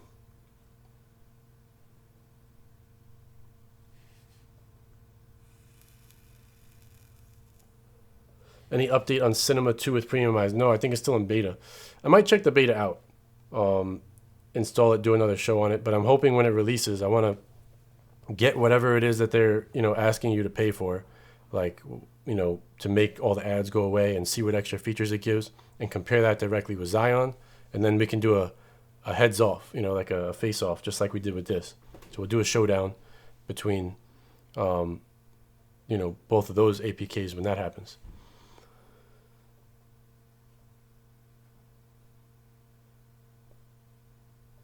Oh, you're welcome, Wayne. Not a problem at all. Yeah, if you're rewiring your house, Roland, just go Cat7, man. Like, you're good there. It goes up to 10 gigs, and we ain't gonna see stuff past 10 gigs for a long time. So, not in the home network, that's for sure. Gino said, I don't know if you answered my question since I was driving. I did answer a question from you. I don't remember which one it was now. I'm trying to scroll up and see if I can find it. What's up, Serena? I missed you there.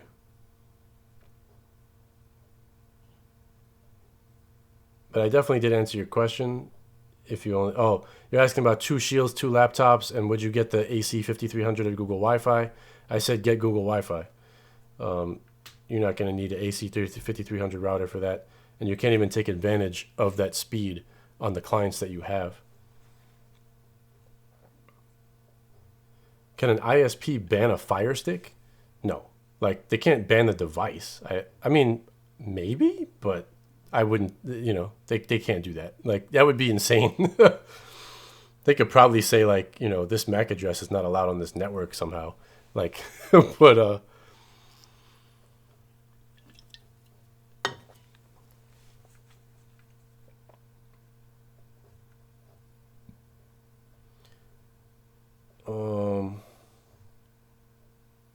yeah, so I mean that's basically that, guys. I wanted to make that video since I had both of them. The end result is they're both good. Nord gave me the fastest overall speed and the slowest overall speed, and Pia gave me everything in between. But both have servers in lots of places. Both have different pros and cons, and either one should serve you well enough to stream, that's for sure.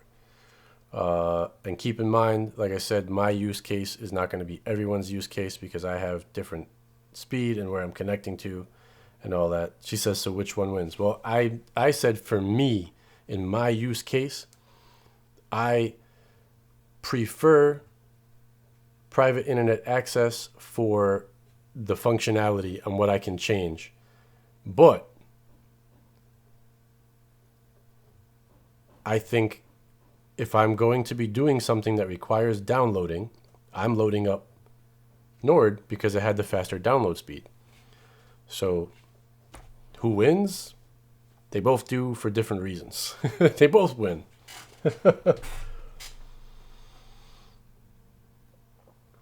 I can't really say, you know, one is better than another somewhere. I'd probably, like, if I was actually doing a rating system, and if you look at it online, like PC Mag and stuff, they rate them just about the same when you look at the ratings. And I understand why now, just doing that test.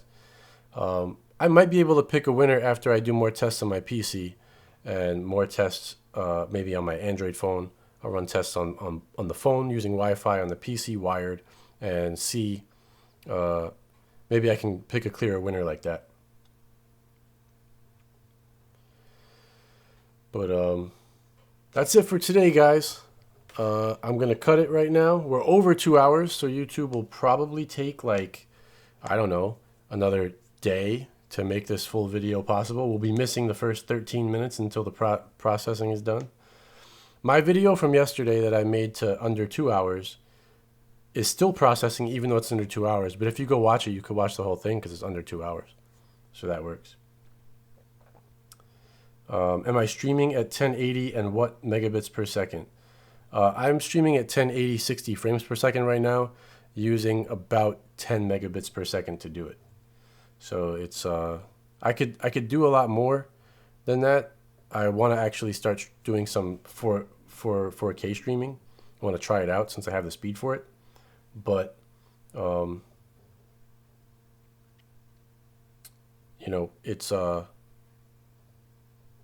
to take some time. I don't think this PC can handle it. I got to build me a new one for that. So, which I'll do, and I'll show you as I build it when I eventually get to that point. But I am going to go now because I got work to do in that studio. I got a bunch of cleaning up to do. I got to bring back some stuff I'm not using. And you'll be all set. So, Gino, I'll answer your question before I go because it's a yes and no answer. Rachel is correct when she says yes. However, it depends exactly. You got to understand that when you're using Google Wi-Fi, right, you have a puck. Let's just say I don't have one out in the open right now, but I'll use this CAN. All right, this CAN is your router. It's wired into your modem, right? So it's sitting next to your modem, and it has 2 ports on it. You just took up one port to plug your internet into it. Now you only have 1 port left. What you got to do with that port is plug one of these into it, all right? And then that way you give that 1 port turns into a bunch more ports. And when you have those more ports plugged in, you can then plug in your computer and anything close to that directly with wired. Now your next puck, all right, we'll use this one since I haven't opened it yet. Your next puck is going to be somewhere else in your house, plugged into the wall. If you don't have an Ethernet cable anywhere near there, it's going to wirelessly communicate back to this one. So it's going to make a hop for everything you do. However, this puck also has 2 ports in it. So if you have a shield there and a TV there, you can plug them in. Or you can plug in another one of these and then plug in as many items as you need based off getting one of these into there, right? Same thing with the third one. It'll be somewhere else, 2 ports, plug in whatever you want to the third one. So just put the pucks near where your items are and you can plug them in. If you want to hardwire your other pucks and use the Ethernet for backhaul back to the main router, you can also do that, but you would need an Ethernet cable in those rooms already, or you get something like this. If you have coaxial cable in those rooms, that's what I did. So I have one hardwired in my bedroom through one of these, and that connects back through the cable, the coaxial cable, comes out of the coaxial cable up here from my bedroom, all the way through the coaxial cable to up here, and then comes out of the coaxial cable through this into Ethernet into the router. And then you would truly wire everything. But I hope that answered your question pretty well. But yeah, you can immediately use wires, and it's still helpful because even though this is connecting to this wirelessly, right? Let me set this up where I can use it. Okay. This is connected to this, no wire, right? Now you're using a shield right here, and that shield is wireless. One wireless hop to here. This one has to communicate back to the shield, and then at the same time, this one is sending the data wirelessly back to here. If you use the shield plugged in, no need for this wireless communication to happen anymore to your shield, which could be sitting right here. No need for wireless. Now you've plugged this in. Now it's just much faster wire, one Wi-Fi hop back. And that's it. So it still helps. You might as well wire them. I hope that example made sense. You're just eliminating some wireless hops that way. You're welcome, Octavia. Mark says, hopefully this video won't get demonetized. I hope so, but I don't care. Whatever. I'm used to it. If they do it, they do it. I just finished that. And I'm going to open my other Google Wi-Fi puck and start drinking from it.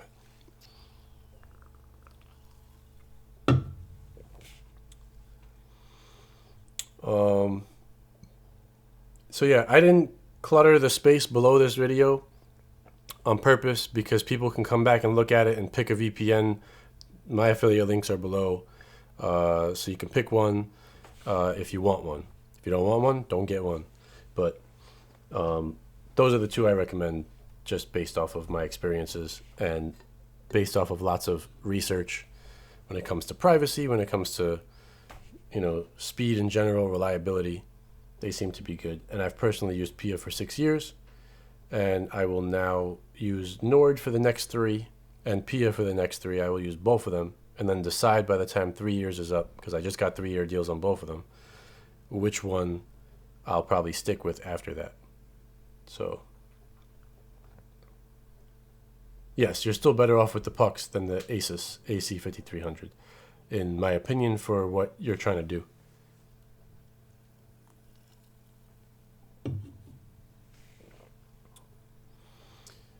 What does demonetized mean? It means that you know the ads that play on the videos? YouTube is saying you're not allowed to put ads in this video because the video is not advertiser friendly. That's what they're telling me. But they don't tell me why it's not advertiser friendly. I don't know. So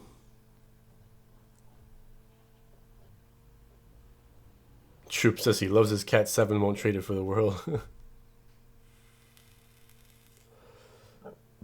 Shine says do a Nest security cam video. I still have an outdoor one to set up, but that would be difficult. To video outside, I would need, well, I could do it, but not live. It'd be kind of crazy. But what's the last questions I got here? All right, that's basically it. So we'll see. I don't know if they'll demonetize this one or not. If they do, they do. If they don't, they don't.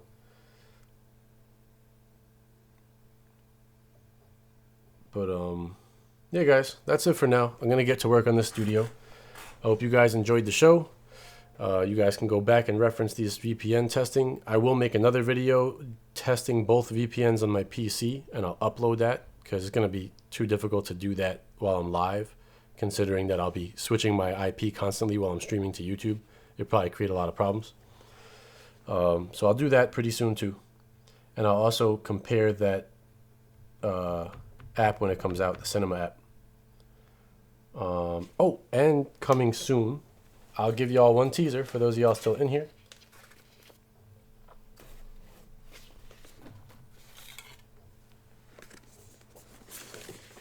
I have never even used these myself, but Rachel sent them to me, and she has them, so once I review them, if you want them, you can check them out. But I'm going to review these and set them up for the first time ever once I get in the studio downstairs. So I've heard good things about these boxes, but I've never used one, so I can't recommend them yet. But Ray sent them to me, who's in the chat there, right? So she's got her little wrench, last comment down there right now. And I'm going to review them. She has them, and I've heard good things, but like I said, it's not official till I say so, Ray. So you got to wait. I'm sure they'll be good, though. I haven't heard terrible things about them.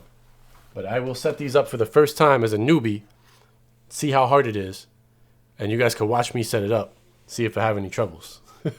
Then I'll review it after I set them up. So y'all have a good day. Stay supreme.